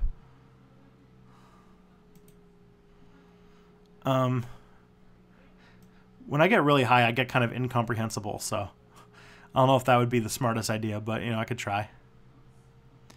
Does the Canadian government basically have a monopoly on the sale of legal weed? Yes, it does. So, Kali, if you don't live in Canada, and I think some European countries do this too, Canada, that's how Canada works. Alcohol basically has this, like, liquor stores are government run in at least Ontario. So like in Ontario, like if I wanted to go buy beer, I would have to go to the beer store or to a liquor store. Like, there's no, you can't, like, you, in Canada, well, at least in Ontario, you can in some other provinces, especially Quebec. You can't, in Ontario, go to, like, the gas station or, like, the convenience store and pick up beer. They don't sell it. They're not allowed to. They're starting to slowly move it into grocery stores. And Doug Ford has promised that he's going to, like, completely deregulate it, but at the moment, liquor is a huge cash cow for the government, and so it's a government monopoly, and I don't complain about that much. And cannabis is, when they introduced cannabis this year, they basically did the exact same thing.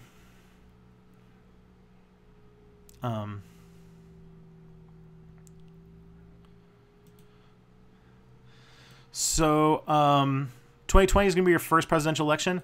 Yeah, so Callie Spaniel, usually when the presidential elections start winding up, the first people start declaring in 2019. Like, it's not a surprise that no one has declared yet. That would be a record. I think that, like, in 2016, the first person to declare that they were running for president was, like, in May of 2015. And that was considered really early. So just be like, don't, like, it's not weird. There are lots of people who are very obviously looking at running for president. And there are signs that are already there, but they haven't confirmed it yet. But you'll start seeing in, like May, June, that period, people are going to start declaring their run for president. And then you will start seeing the first primaries and caucuses, or not primaries and caucuses, the first, like, debates, party debates will start happening in the fall next year. And then the first caucus is the Iowa caucus, which happens in February, early February, and then the whole thing starts up. So there's a whole lot. It's still early.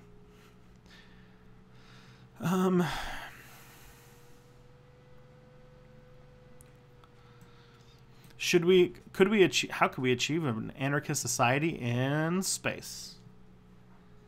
All right. Oh, someone's finished their call. I made it. Someone's coming. Someone's coming. It's me. Yay. I made it. Are you going to get a chair? I'm going to get a chair and my drink. Can you get me a beer? Yes. All right. Excellent. So, there you go. All 3 of the 255 AD questions are gone about where you are. It took you till 8:30 to finish 255 AD questions? I mean, 255 AD questions are just like it's like the period of a sentence. Like they're always there. What? That analogy doesn't make any sense. Just like it's part of the grammar of a step back stream is the 255 AD questions interspersed with other people's questions. Are we out of bone shaker? Are we? I don't know. Oh wait, this is one. Last one, I think. Last bone shakers. There's Sweet. other beers. Everyone's saying hello. Hello. Mrs. Backstab History. Backstab. I'm trying to remember. There's some sort of joke involved with that I don't remember. Ooh, I'm very short on this. Oh, it works. Yep. All right, so. What are we doing? We're doing questions. I'm sorry, I was businessing. She was on a business call. Because I'm fancy like that. All right. So, next. Only Bro 555 wants to know, how would we achieve an anarchist society in space? Which is We need some people in space first. Yeah. So, I think this comes back because we were having a conversation about Ian Banks. Who's that? He's a science fiction author who is also an anarcho-communist who basically was like, we need to, like, if we're going to set up in space, we need to, like space is where we're going to get our anarchism. And, like... Because we get to start over? Or why? I suppose, yeah. Like, the fact that, like, you can build these, like, habitats and there's, like, almost unlimited resources and it's like... Okay, yeah, I guess an anarchist... you could build your anarchist space habitat and that would be a good way to start. I mean, there's almost unlimited resources for some resources. Mm-hmm. But then there's other resources I feel like are going to be much harder to get. Like all the stuff we need on Earth. Well, not all the stuff, but like... There's not a lot of stuff that's on Earth that we, like, absolutely can't get from space. Like air? We can make air from stuff that's in space. Okay. All you need is, like, water. You can, like, make oxygen with electricity and water.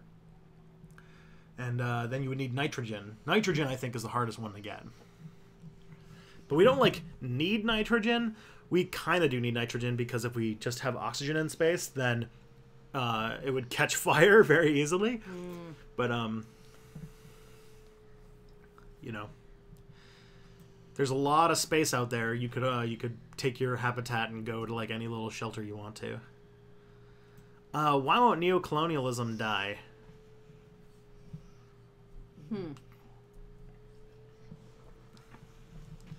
These are all questions that are for when I was here by myself, so, like, I gotta, like... I mean, can you define neocolonialism for me? Is it the remnants of the existing colonial system? Or is it things like China going into Africa? It was... Okay, so it was in all caps, so I imagine it's just, like, getting mad about... I think I was talking about Ukraine at that point. We were talking about the Ukraine at lunch. Sorry, Ukraine, not the Ukraine. Yeah, it's in some rough states right now. Neocolonialism won't die. Probably because we still have states. And if you have a state and another state, that one will try to take stuff from the other because states are built on violence and domination. Kelly is here, so let's reform space. Let's reform space. I like it. All right, gender differences based all in biology, or is it all socially constructed? Ooh.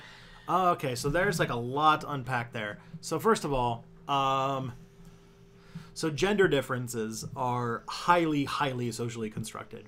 Well, if you're using the term gender, then right away they're going to be socially constructed. Yeah, gender by definition is the social construction that we build around sex. There are some existing biological sex differences. Yes, but sex is also a difficult thing to break apart as well, because the idea that there is like a strict line between male and female is also not a super like good it's not a super good barometer. It's sort of like another one of those situations where And this comes up a lot in science, which is that we're starting to learn that every category that we make up is actually a spectrum. And that sex really can't be broken down into so many easy categories. There is the genetics angle, the XY, XX, but then those have exceptions. There are people who have triple X chromosomes who are hyper female, or hyper males who have XYY. Or there's XXY, which usually develop as women but have testosterone. Typically, like, develop like testicles where their ovaries should be.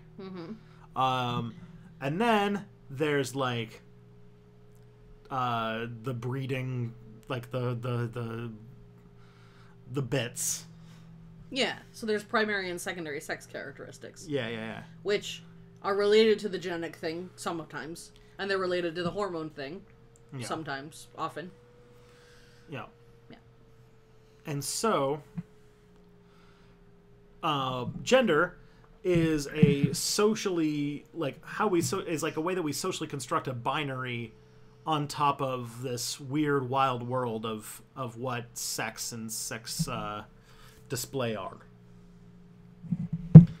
And it's complicated, and it's a performative thing, and it's tough. So what was the original question again? Are gender differences based all in biology, or is it all socially constructed?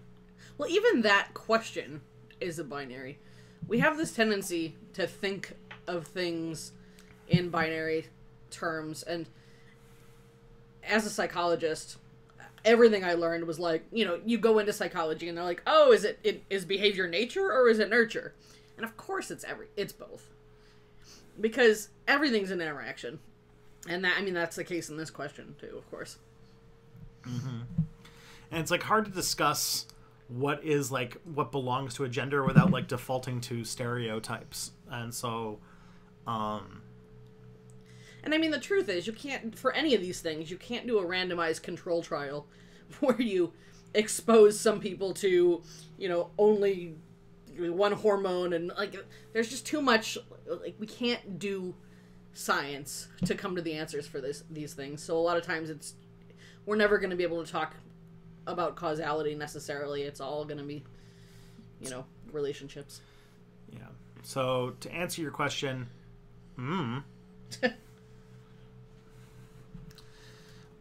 but I definitely think that one of the things that we should establish is that it's way more socially constructed than common convention makes people think it is. So don't make assumptions about people based on what gender they are performing. And then, other things. Ooh, this one will be fun. All right. Should we have birthdays in the post-date anarchist society? Yeah. What's it called? Maslow's hierarchy of needs has a whole level about making yourself feel special and appreciated. So why not have a day for it? Ooh, is psychology a science? Yeah, that's the one that came up. But the only pro-Russian thing American government has done is banning the direct funding of fascist militias in Ukraine. Google the Azov Battalion. All right, some people got mad that I was anti-Russia. All right. I think the USA has been removing troops in Ukraine. Okay, I don't know the details. There's some people who seem to know. How do you feel about hierarchy? I don't like it. As an anarchist, I have a philosophical principle that if it can be eliminated and still function, then it is a good thing to do that thing. You should not have any hierarchy that is not absolutely necessary. I mostly agree. I tend to think, and this is where we get into these conversations when we talk about how his anarchist dreams would come to be, because I think that sometimes, if you've ever been in a group of people, sometimes it's hard for everyone to agree on something, and eventually sometimes a decision needs to be made. And I tend to think that hierarchy would always sort of naturally happen. I don't think it's necessarily a good thing, but I think in some situations it would sort of naturally occur, is my opinion. Yep. All right. Oh, someone was just asking, are you a troll or asking in good faith? I think Yankee Lover might be a new person to the chat, so he's asking a lot of the basics. Basically, you've been talking about dual power and counter power. Like, I think I lost a lot of the line on that. What do you think about Wicca? I think it's neat. Wicca is, I mean, it's not as old as the Wiccans like to think it is, but it is a, you know, harmless new age religion that, okay, it's cool. I'm probably gonna do a video about it sometime. I feel like the answer to a lot of these questions is like, you do you. If you're not hurting somebody, you do you. I think Michael Collins asked, is it okay that I like both feminine and masculine things? Yeah, you do you. Like, it's true. Yeah. I do think that Wicca's cool. I like the symbology along with it. It's kind of like this attempt to revivify the kind of druidic roots of pagan religion. I think it's neat. I think it's very. It has no, like, I've seen no signs that Wicca has like dogmatic aspects to it or is like harsh towards others or anything like that. I mean, there's probably some Wiccans who do that because, you know, there's assholes in every group, but yeah, I've never had an issue with Wiccans. They believe in some stuff that I don't believe in, but that's a lot of religions. Have you ever considered making a spiritual successor to the So That Happened podcast? Stay tuned. Wait, what? For January. Wait, what? I haven't confirmed it yet. We'll talk. Ooh, secrets. I get all the inside scoop because I live here. Mm-hmm. All right. Are you worried progressive American youths will give up on progressiveness if Warren or Sanders gets elected in 2020 but don't immediately get much done? No. What's it called? Now, if they drag their feet, we've got my like new favorite politician, Alexandria Cortez or Ocasio-Cortez. Alexandria Ocasio-Cortez, who would totally call out Sanders if he was being a shitty president. I mean, I think the truth is everyone's going to be a shitty president to some extent. They're always going to disappoint us because that's the nature of the system. And also people are fallible. Yeah. So, I mean, this is one of the things that Tristan's been trying to teach me over the last couple of years is you can't have unshakable faith in any person. Because, like, you know, I used to really like Elon Musk, and then all of a sudden he turned out to be a crazy person. And that has happened with many people, where I get real excited, and then Obama drops a bunch of bombs with drones for a long time. So, I mean, it sounds really cynical, but I think it's less about being super cynical and more about just being sort of cautiously optimistic. Yeah. Sanders has positions that I don't believe in. Elizabeth Warren, even more so. Elizabeth Warren has been a Democrat for less than 20 years. She was a Republican beforehand. And Elizabeth Warren, if you dig into her positions on some things, she actually has a lot more right-wing opinions than her public persona tends to give off at the moment. Because, you know, she's rebranding. But like, Sanders and Warren, they have positions I don't agree with, but they would definitely... I like them a lot, and I get excited because they are the best people who could run for president and theoretically win who exist right now. And that's what makes me want them to be in there. One of my favorite sayings that I learned from a friend a while back, which I feel like you're going to disagree with and say makes me, like, too centrist, is the idea of not making enemies of better and best. Which basically means if just because something's not the best it possibly could be doesn't mean you have to be disappointed in the fact that it's better than it could be. Yeah, I think that one of the things that where I bristle at that is I that choice between better and best is one thing. Like, that would be great if that was our choice, but if it was the choice between, but the choice is typically between bad and less bad. Less bad is still better than bad. Yeah, but it's like when we're dealing with things that like we need to be doing like now to avoid the literal death of the planet, there's really not time for less bad. I mean, when it's the only option we have. Well, yeah, when it's the only option, but we gotta stick with it until you run out of options. All right. So let's see. Gad Yarivari wants to know if I'm high right now. No, I am not. It's too cold. We have to go outside, and it's cold. Terry Weaver wants to know if you have to show ID when your weed turns up. Yes, you do. You have to go when they deliver it. It goes to the post office, and the post office person has to check your ID before they'll give you your box. Do you like weed or alcohol more to unwind after a long day? I definitely think that booze is easier to move forward with. Like, I think that, like, even if you smoke a bit of weed, you're making a bit of a commitment. I'm still very green to cannabis. I'm very green to cannabis to the point where, like, if I smoke it, I'm going to be, like, absolutely out of it for a while. And I'm going to be really stoned. And so, like, I can't just, like, have a couple tokes and then just chill out. Like, it'll hit me pretty hard. And see, I don't know if it's just I'm clearly pretty green too. I don't know if it's just that I'm bad at it, but I don't feel like it does a whole lot to me at all. Have you noticed the few times that we smoked together? If it affected you? Yeah. I mean, a little bit. Yeah. Ooh. Thank you, NZ Hunt and Fish Adventures, for your $5 New Zealand dollars. Thank you very much. That's very much appreciated. I've been getting lots of presents tonight. Really? Because your birthday? Yep. Did we talk about your birthday? A little bit. I forgot to talk about your birthday. Happy birthday! I talked about the present that you got me. What was that? The party. Oh, right. Yeah. Did you talk about any of your other presents? Did you show those? I showed the cards. No, I mean did you show your cross stitch? Oh, I didn't show them the cross stitch. Where is it? I don't know. What?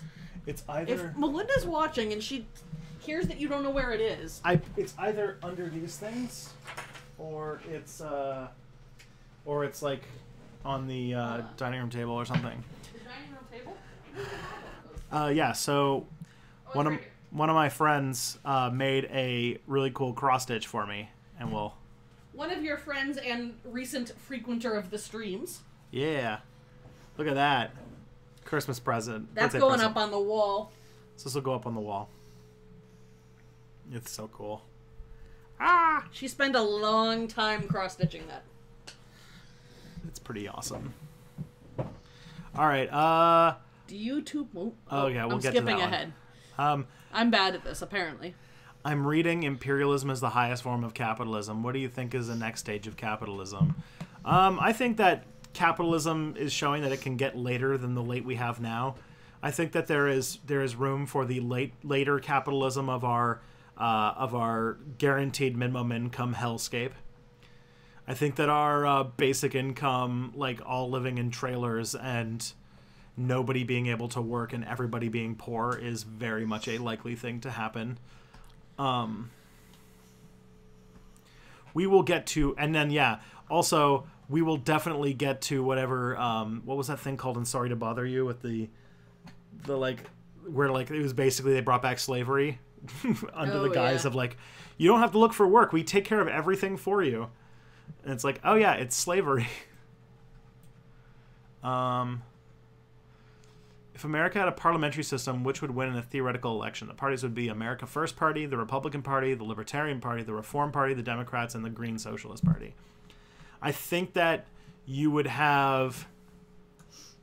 I honestly think in that sort of situation that the America First Party and the Reform Party and the Green Socialist Party would probably be the chief contenders, and that the Republicans and Democrats would probably not do so great, but that they would probably, after the first election, merge.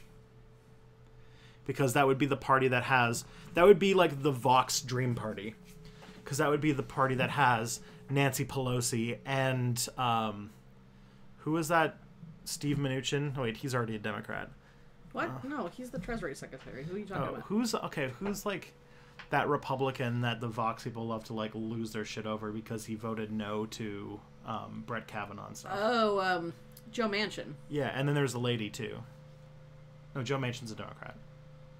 Oh, you were talking about the Republican. It's a lady. Susan Collins? Yeah, Susan Collins. And they would have their dream party of having like the party of like where, you know, the Never Trumpers, the like the Binders Full of Women party, and the Pokemon Go to the Poll party. Those aren't the same party? Well, they would be the same I party. was gonna say. So you could have like the dream Vox ticket, which would be Hillary Clinton running with Mitt Romney. Man, do these people even remember Binders Full of Women? No, I doubt it. Oh, Jeff Flake. Oh, okay. Is another, and Murkowski. Well, So Jeff these are Flake's the Republicans that would be in this like this Democratic Republican party. See, there's already a history. There already used to be a Democratic Republican group. They weren't a party, but all right. Okay. Gotta upgrade those binders to digital. It's Yep. true. Is psychology a science?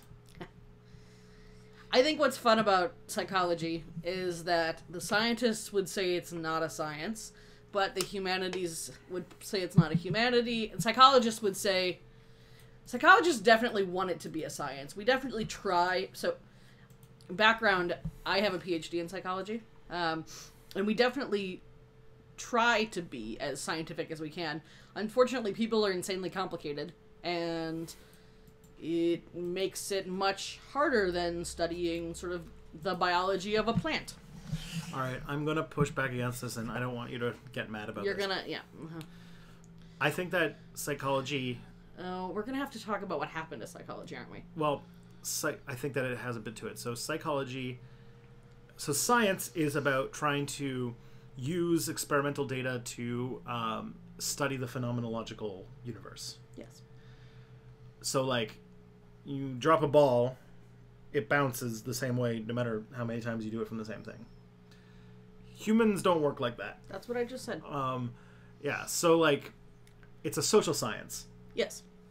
Which means that you can study things, you can, like, try to understand them, but you will never be able to, like, fully predict. Like, you're never going to get, like, in, like, the... What was that book series called? There was a book series, anyways, where like written by friggin' the Laws of Robotics guy. My name thing is not really working right now. Your name thing? The Foundation series, where they had completely solved psychology. They knew everything about how psychology worked. And it resulted in them like being able to like predict the future thousands of years out because they could predict what everybody was going to do. And so Asimov. Oh, Isaac. Yeah, and so like the idea that like I don't think psychologists can build. I think psychologists try but fail, like historians tried and failed to do in the 1970s and the 1980s. Thank you, Potion M, is that when they try to make theory, and when they try to develop like models of like this is how something works. Yeah. I think that it's interesting to study. I think that there's a lot to describe and a lot to unpack. The problem is that's where it becomes a problem. Is in psychology we typically don't want to just describe though. We try to predict, and I think that's where it becomes problematic frequently. Unfortunately, so I finished my PhD in social psychology in 2015, and around that time, we were undergoing what's been called a replication crisis, where a lot of like foundational studies, like if you've ever taken an intro psych class, a lot of the studies that you learned about in intro psych, people were trying to replicate the results and realized they couldn't, and it made the whole field really stop and sort of rethink the way we do things, and then I left psychology because I now work in government, so I'm not exactly sure how the conversation has moved past that. I know that they went through this period, I think this is still the case, where they're really focusing on, like, open science and open data and being really transparent about everything they do, because one of the things I like a lot about science is that by definition it's supposed to be like a tentative thing. It's supposed to be this, you put out a theory and basically that theory stays there until someone else shoots it down. And so no one's supposed to be too married to any psychological or any scientific theory, because the idea is it's the best we have until we have better information. Unfortunately, when you spend so much time and effort and research, it's really hard to not get attached to your theories. And so it becomes really difficult to maintain that tentativeness and that openness of science. But I think that that's what they've been trying to do.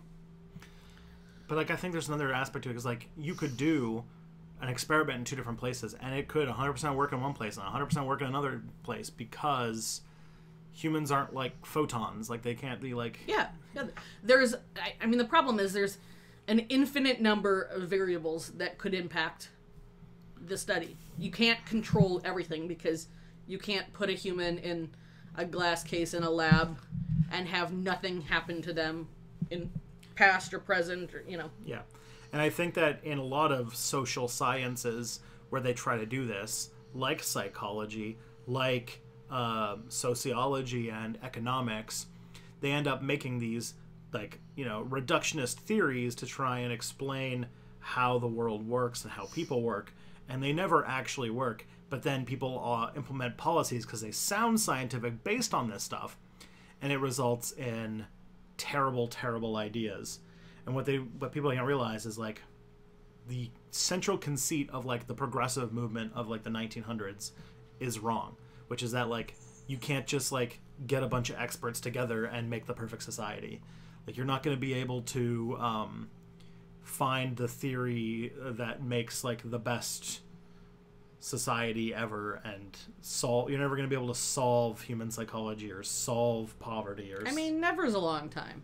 Well, you might be able to solve poverty. You just get rid of capitalism. But just, like, the complexity involved in these things just makes it think that, like, basing your public policy on these, like, theories that don't really stand up under scrutiny is a problem. Yeah, I mean, I think one of the big problems we have with psychology, it's the same, one of the big problems I think we have with history, and probably really any academic field, is that anyone who's in the field knows there's certain things, like, you're cautious of, and caveats, and, like, nothing, especially in science, we don't prove anything. Nothing is a fact in science. And I believe that, to some extent, like, it's difficult to say there's a fact in history as well. But when we teach it at sort of the younger level, like the elementary and high school level, we're teaching this stuff like it's fact. And when it gets out through the media, when psychologists do studies and they spend all this time on their limitations and why the study might not be correct, and then it gets picked up by Cosmo or the Rolling Stone, I've seen studies in both of those, all that stuff gets lost. So all of these pieces around being cautious and interpreting findings, you know, with a grain of salt, and all this stuff gets lost when we talk about it on a broader level. Yup. And then if you use it as for things like policy, or for things like program design, or for any number of things, like if you're using that based on faulty data or based on data that should have been taken with a grain of salt, yeah, that's a problem. But if you're like Ezra Klein and you're like, well, all we just need is to have the economy run by economists, and it's like, that would be one of the worst horrible things to happen to humankind in history. Because economists don't think about what's best for humans. Like, the idea, like, they will have this whole theory of supply and demand, and this is why, like, what's it called? This is why capitalism fails so hard, is because, like, when things that they think should work based on how their ideology of the world don't work, they just are like, no, it has to work. We're just going to keep trying, even if it doesn't work. And then you end up with the horrible world we live in now. Someone said that science journalism is ew, and I think that's true. And also, it made me think, when I was back in academia, somebody had this great idea that every academic should learn to also become good at writing for, like, consumers. And that way, every time you write a scientific paper, you also write, like, article for the news, and you submit that so that people, academics who actually know the study and know all the limitations and know how to correctly interpret the findings, are the ones writing for the news. And I think that's a great idea. Mm-hmm. Also, thank you, Alex Statham, for the happy birthday. All right, how should someone ethically raise a child? Well, let me tell you, in this 10-book series that you can buy for $129.99. Oh god, I do not want you telling anyone how to ethically raise a child in a 10-book series. Be nice to them and don't tell them what to do. Well, sometimes you gotta tell them what to do. Don't tell them how to live their life. Okay. What's it called? Nobody can do anything perfect. You just gotta do your best. But the best part is, the best things that I would say is, ethical parenting would basically be, give them as much freedom as you can give them, and let them become themselves. And I think too many parents try to turn their kids into little versions of them. Don't try to impose your life choices and moral values on them. Let them become themselves. You are not you're not creating a person, you are raising a person. You are helping a person become themselves. You're not helping a person become you. I mean, literally, you are creating them, though. All right. Yes.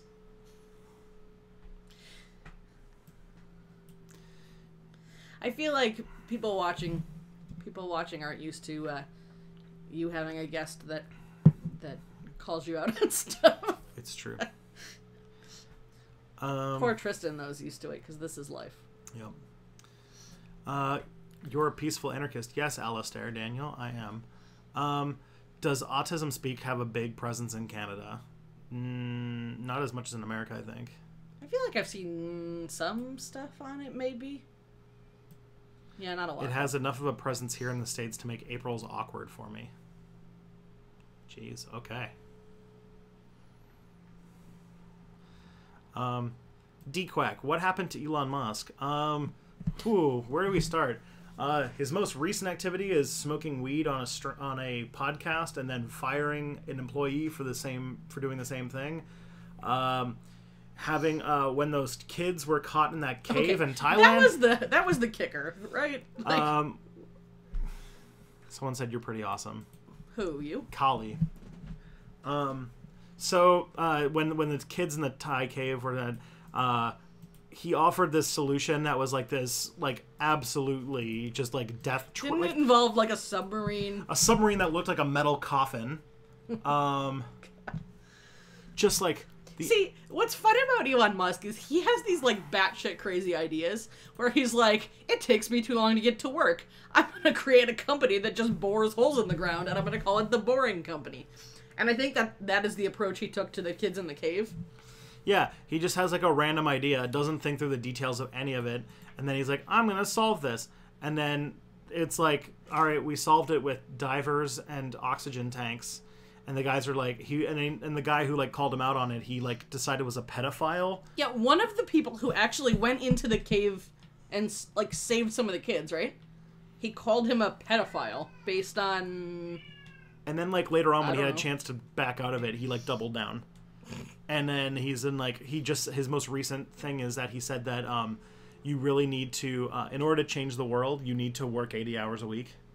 At least. Man, I'm so mad, though, because I really wanted to believe that he was gonna fix everything, which I know is super dumb. You read the Wait But Why article about him. Okay, that Wait But Why series was amazing, though. It was such a gush interview, though. Okay, but there are some things about him, like, I mean, one of the big premises of the Wait But Why article was what makes Elon Musk great is that he starts from first principles. So he, like, says, okay, I don't know anything about building rockets. I'm going to go back to the very beginning and learn everything I can with no preconceived notions, and then I'm going to build a rocket. And when you do that, it really gives you the flexibility and the creativity to solve a problem in a new way, which I think is awesome. And one of the huge things that I thought was awesome is when he released all the blueprints, or all the patents for Tesla and all his electric cars, which I thought was awesome because you can do so much more innovation-wise. Innovation-wise, like, if you open that up, and, I mean, freedom of information, more information is always going to be better in terms of innovation. So I thought that was awesome.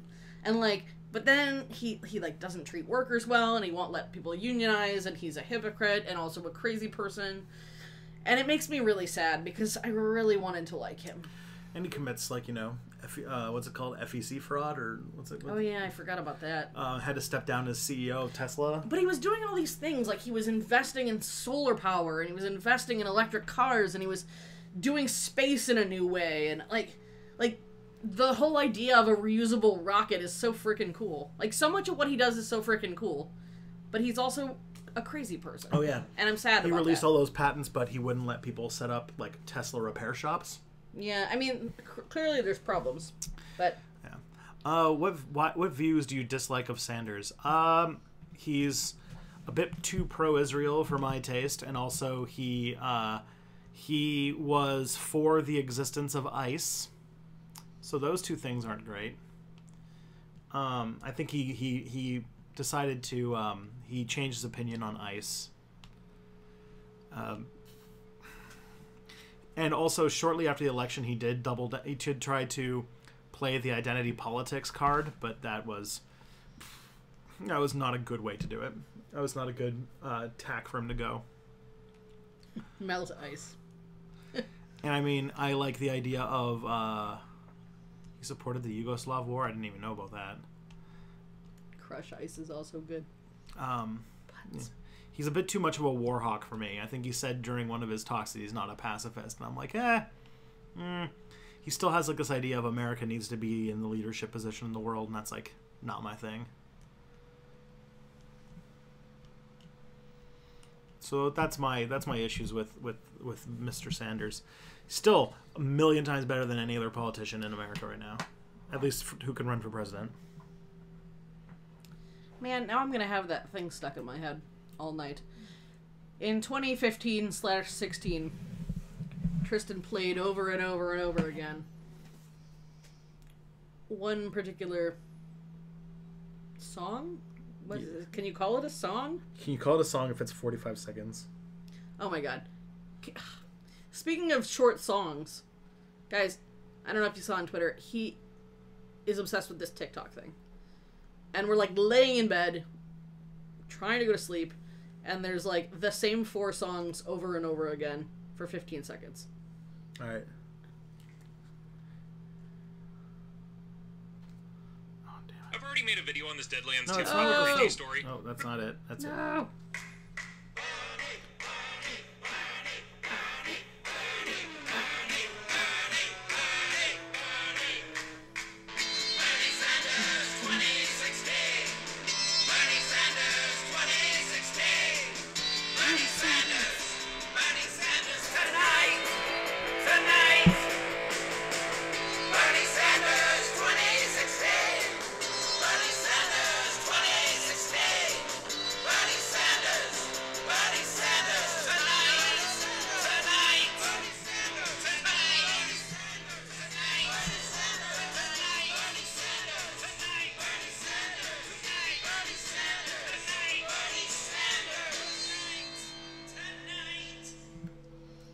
So that was, I used to play that one a lot. Yeah, what you can't tell from the videos or even from these streams is that Tristan's kind of weird. He's a weird dude. It's true. I'm also kind of weird. I'm a weird dude too. And that makes our house very fun. But it also means that he plays weird things like that on repeat a lot. What? Not on repeat. Okay, a little bit on... Not directly on repeat. Like, not on a loop, but, like, frequently enough that it feels like repeat. Yeah. All right. Next question, if there's anybody even left in the stream. I want to see how much it just What? shrank. You still have 52? 52? 54? I thought it went down when I started playing the song. Did it? I don't think so. No. You guys are gluttons for punishment. Normal is boring. I agree. Yeah. You're both weird dudes? Yes, that is true. Yeah. I don't know why, but I've gotten really into saying weird dude. Or like odd dude. I don't know why. She talks to the TV a lot. Oh, I do do that, yes.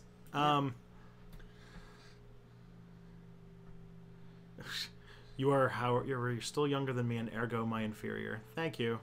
All right. Do you plan on having kids? That's a big question. I don't even know. That's not even controversial anymore, isn't it? Yes. Yeah, I think it's yes. Although it's still scary. Yeah. And I'm still afraid that we're going to fight a lot.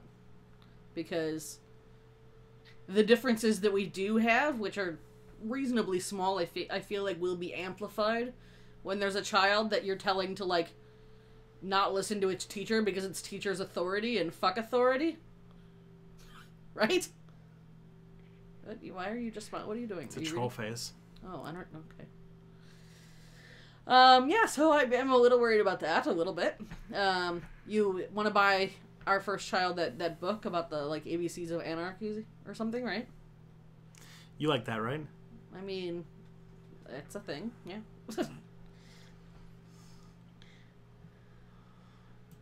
I talk to characters in video games frequently. My favorite video games are ones where characters banter at you or between each other because I like to respond. Yeah, Kelly does stuff like she talks to Jeopardy.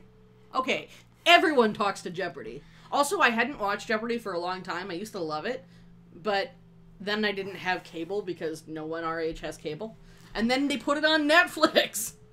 She talks to RuPaul. Okay, there's a lot of things to say when you're watching Drag Race. That's all I'm saying. Yeah. Oh, you talk to your dog. I talk to my cats all the time. Why do you have to go outside to imbibe? Because our building does not allow smoking inside. That's it. As an anarchist, what do you think of the notion that the single world government can be a tool to create world peace, but not in an Orwellian sense? Yeah. I'm down for world government. I'm down for, like, global organizations, even in an anarchist society. It's just because I don't want rulers doesn't mean I don't want rules, and we need to, like, have global coordination on things. Just doesn't have to have a military and a police force that can put you in a cage and murder you. It's easy stuff. The other day I asked if you thought Thought Slime's style was too confrontational / hostile. Did you seriously consider the question, or did you reject it out of hand because he's your friend? Jeez. I feel like that was exactly what you said the first time, though. It's trying to start drama, though. Okay, but seriously. Is he too confrontational? Honestly, like, he is confrontational. Too confrontational is a value judgment. That's true. Like, let's see. What's a good way to explain? I think he's doing a good job, like, covering some issues that need confrontation in order to work. I don't know. Like, I think his confrontational. I think he's might be confrontational. I don't think he's too confrontational. And he used to be less confrontational. And I think that the more confrontational he gets, the better his stuff gets. Because he's no longer. He's more convincing. I mean, I think one of the problems with YouTube that we've discovered is that controversy sells, in a sense. We've been having the discussion since Tristan started to step back in 2015 about how controversial he should be. And this goes back to one of our fundamental differences, whereas I'm very much like, we should all get along and try to work together, and I'm super conflict averse, which I know is not always the best way, but because of that, I tend to want to shy away from the controversy. And yet, every time Tristan is controversial, the videos do well. Right? Mm-hmm. So, I don't know. I mean, I think that YouTube lends itself to controversy because people watch it. Plus, stuff just needs to be said. Is science a psychology? Well played. How old were you two when you met? So it was 2013. So, Tristan is a few years younger than me. Yeah. I was 27, and he was 24. 24. You were such a baby. I know. No, I was 24. Such a baby. Almost 25. Hmm. I think we had been dating for a little over a month when I turned 25. All right, I'm from the UK. What's your view on what's happening politically here? Oh, God. Okay. Well, your country is, like, kind of disintegrating in slow motion. That's step one.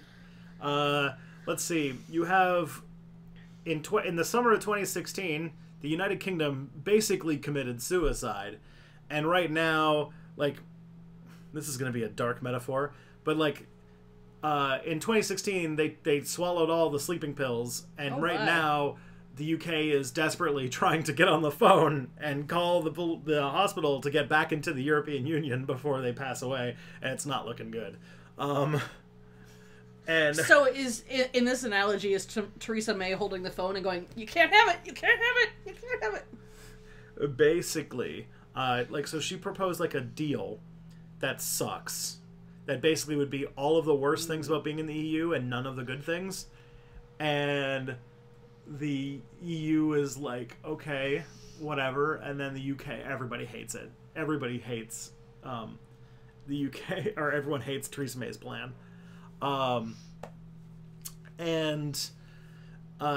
There's a lot of really hard discussions that they're going to have when the UK leaves the European Union that are going to be basically impossible to solve, like dealing with the border between Ireland and Northern Ireland, and dealing with what to do with Gibraltar, the like section they have in Spain. I honestly think that you guys are probably going to miss a bunch of deadlines and get the hard Brexit that what's his name, that like Boris Johnson wants, and it's going to the pound is going to plummet. You're definitely going to see another Scottish referendum that's going to succeed, because Scotland wants to get back in the EU so bad. I wouldn't be surprised to see Northern Ireland considering leaving.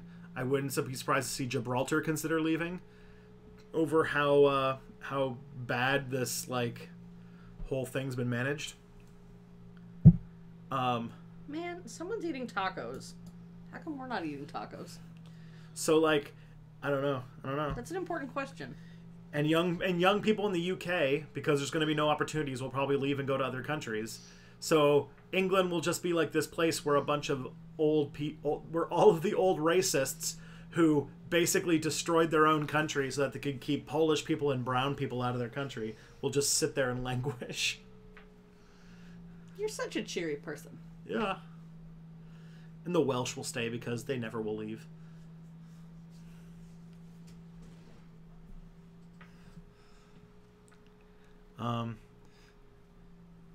Or who knows, maybe Jeremy Corbyn will become Prime Minister and he'll do something good. Someone asked, will England leave the UK too? I feel like the then UK we will wouldn't be really just have Wales. anything. Yeah, I see only two options for the UK. Either they like start holding a boombox over their head in front of like Germany and like beg to come back and do like a second referendum that would very obviously lose right now, or like if they had another referendum they would vote to stay, and I think that they would need to do another one of those. That's like their best hope, is that they come back to the EU probably under worse terms than when they joined the first time, but they just come crawling back. And I know that the British are way too proud to do that. So it's probably going to be the hard Brexit, friggin' hell world example. And I know that really sucks for British people, but you can thank all of your parents and grandparents who decided to ruin your future so that you didn't have to go to school with Indian people or something.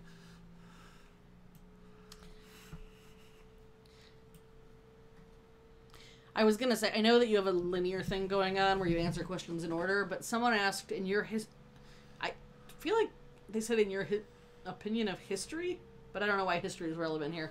What is the best ethnic food? Oh, shit. And I just thought of that again because you were talking about Indians, and Indian is very close to one of the best ethnic foods. Yeah, Indian cuisine definitely wins, I think. I also super like Ethiopian food. And I really like Middle Eastern food. And I really like Mexican and Latin American food. Also, Middle Eastern food's really good. Yeah, I would go with Middle Eastern and Indian food. Those are my favorites. Yeah. I really like Mexican food, though, too.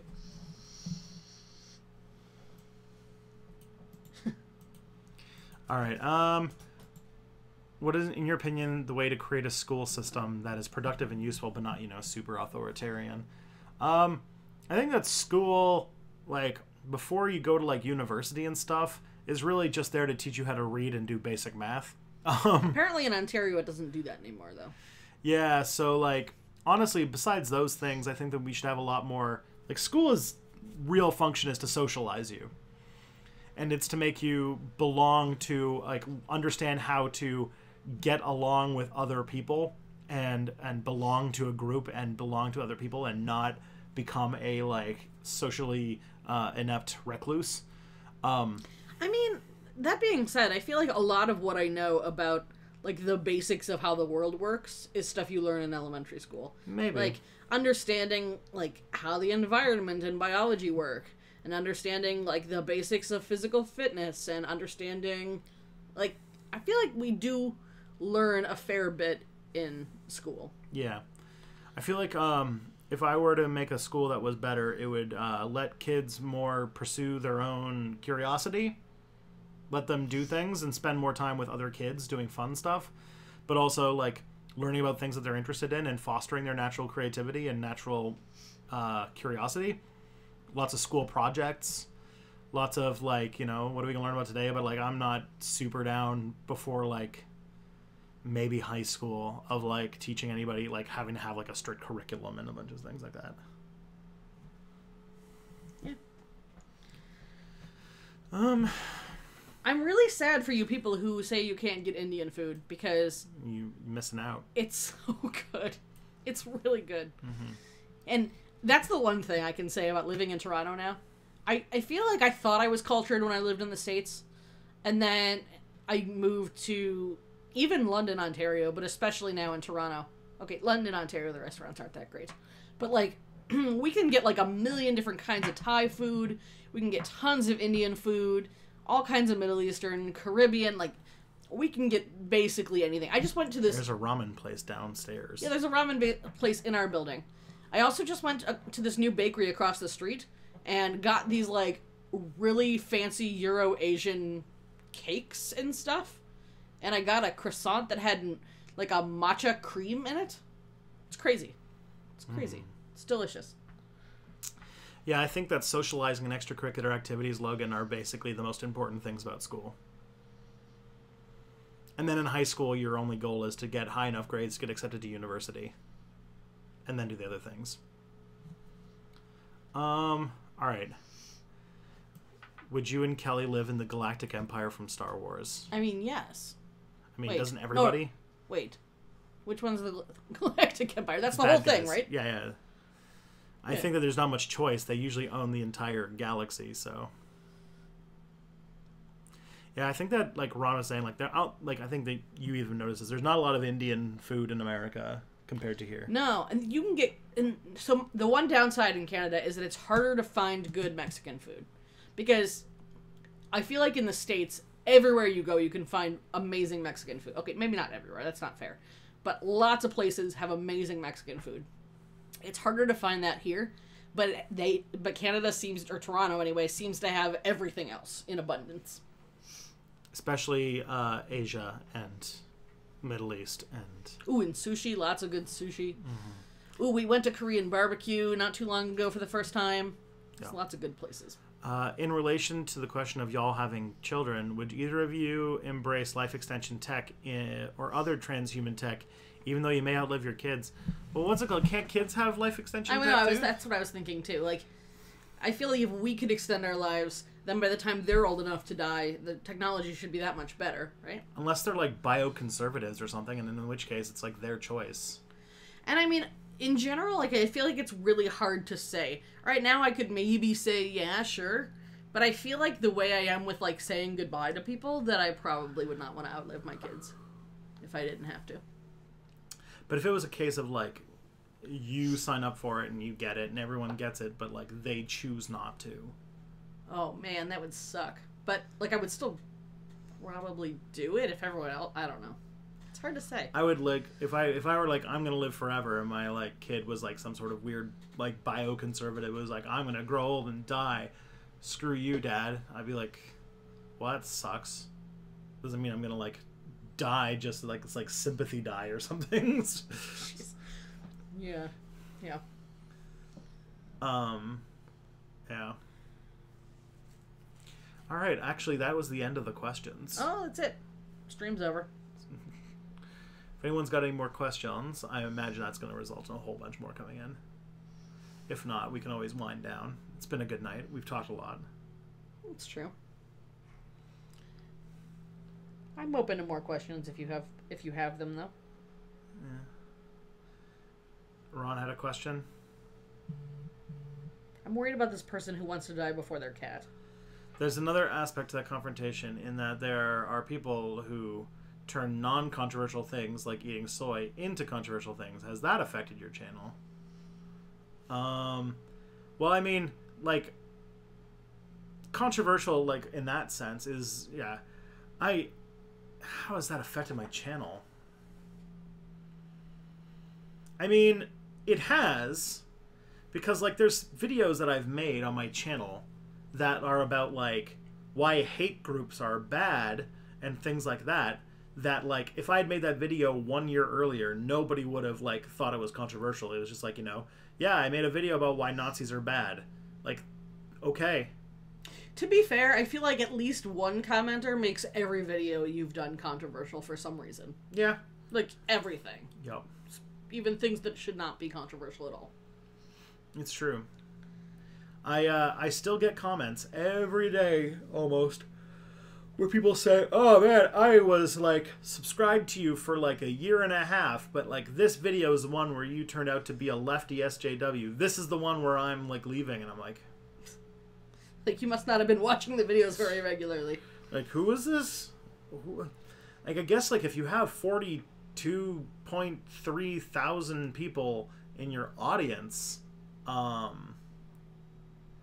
it's gonna happen, right? Yeah, probably. I don't know, like, everyone's saying, like, they live forever. Like, I don't think that, like, I mean, I'm not gonna live forever, but, like, shit, like, I would take, like, living into, like, the heat death of the universe. There's so much cool shit you could do. Yeah. I feel like we'll have this whole, like, thing where we're like, oh yeah, it's not living forever, it's choosing to die. But then no one's gonna opt to take it. Yes, you're right, probably. It's so final. I don't like this conversation. It stresses me out because living forever maybe sounds kind of terrible, but also, like, I just can't deal with the fact, I can't deal with the thought that, like, the world is happening and I don't get to be part of it. I don't like to think too much about it. It stresses me out. Live forever or die. Isn't that what Thomas Paine said? Have you thought about dying out of spite? Hey, that was a good joke. Did you hear my joke? No. God damn you. I said, isn't that what Thomas Paine said? Isn't he the one? The live free or die guy? You live, yeah, live free or die, but... Wasn't that Thomas Paine? Yeah, I don't think it was, but what's the joke? Never mind, forget it. Forget it. It's fine. It's fine. If you have the means to live until you the end of the universe, would you try to escape into the multiverse or outlive the universe we know? You know, if I lived until the heat death of the universe, that means I would have been live for multiple billions of years, and I imagine by then I would be a completely different entity than I am now. You guys, you would be like that last surviving human from Doctor Who. Just moisturize me? Yeah, just that, like, sheet of skin. Yeah. Yeah. Oh, that, yeah, give me liberty or give me death. Alright. We're a cute married couple, some people said. Yeah, well, here comes. Oh, it's about to get cuter on screen. There we go. Yeah. This is what the people really come to see. Yeah. Hey, Phoebe. Hey, girl, hey.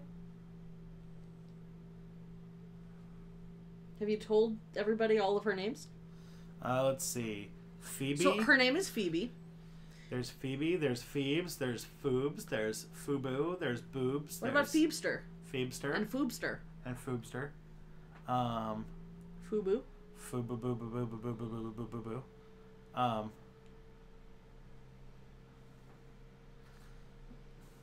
like Boobs. I think it's a funny name. That's just like you just quote Tristan. I like boobs. My Fubu. When can we get a video about your cats? What would they be about? I feel like that video would be boring. They like lying on things. Sometimes they like attacking things. They like sleeping. Hello, fellow cat.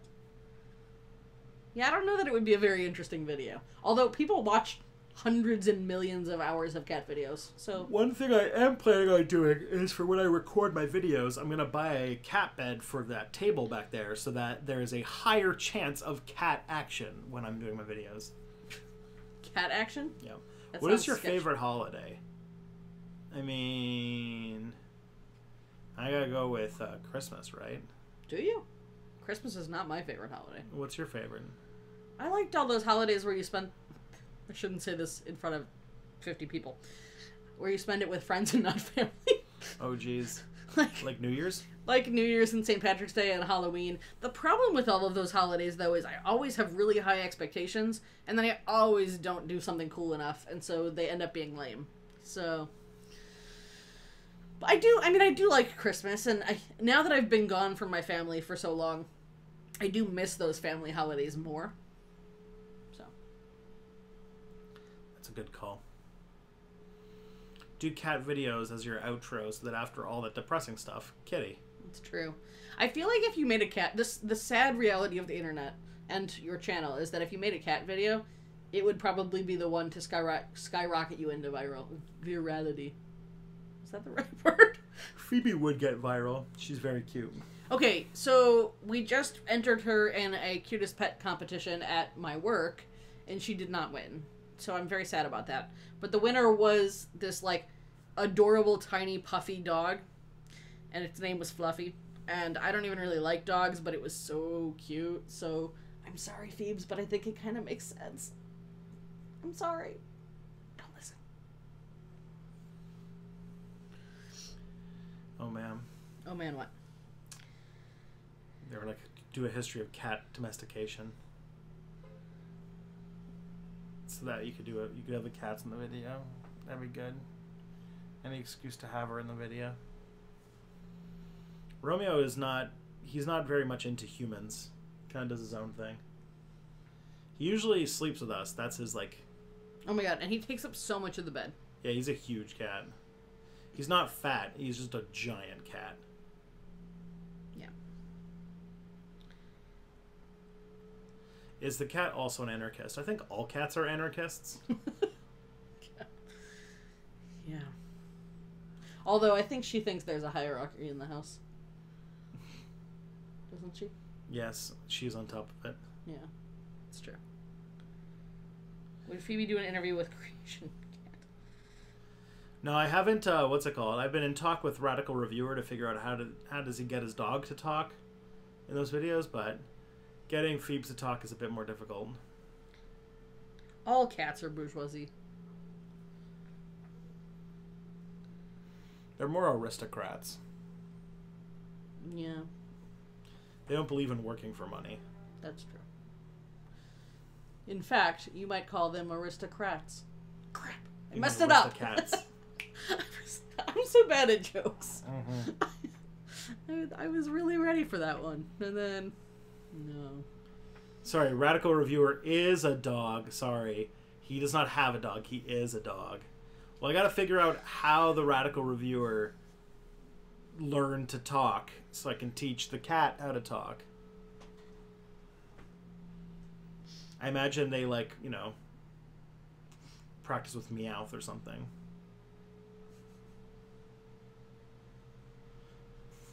Cats have staff and slaves. Dogs have BFFs.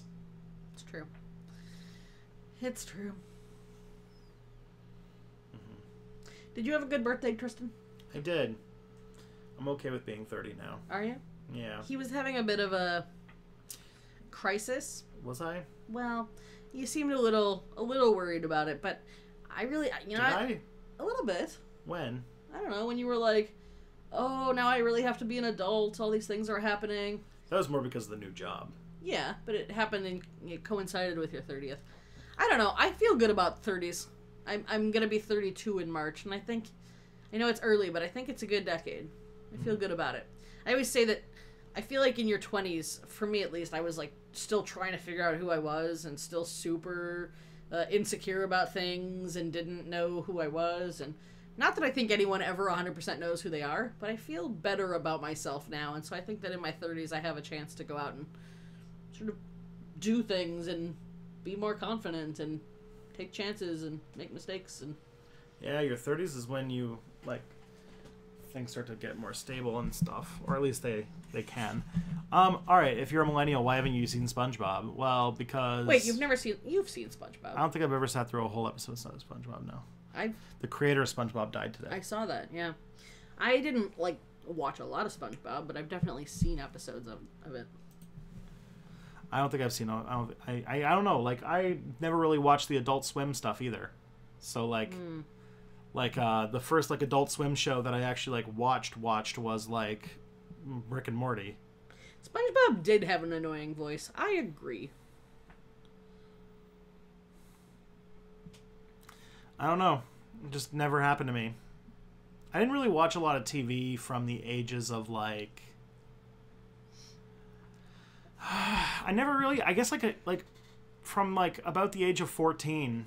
to even now, TV doesn't really have the same, like, doesn't occupy the same amount of, like, space in my brain that a lot of other people have. I love TV. I watch way more TV than Tristan does. Yeah. I used to, when I was trying to, like, feel intellectual or whatever, I used to, like, feel guilty about the fact that I liked TV. But I'm over that because that's dumb. And also, TV's kind of awesome. So, whatever. All right. I'm getting tired, and people are starting to clock out. So we're going to call it a night. Friends, thank you so much for coming out. There's not going to be a stream on Thursday. Those are pretty much done at this point, since I'll be at the office 9 to 5. But Ancient Aliens, trash or no? Definitely trash. It's my next stretch goal on Patreon, though, to make a video about it. So if you want to do that, go to patreon.com/stepbackhistory. Other than that, I'm going to... probably do something and then go to bed. All right, friends. Peace out.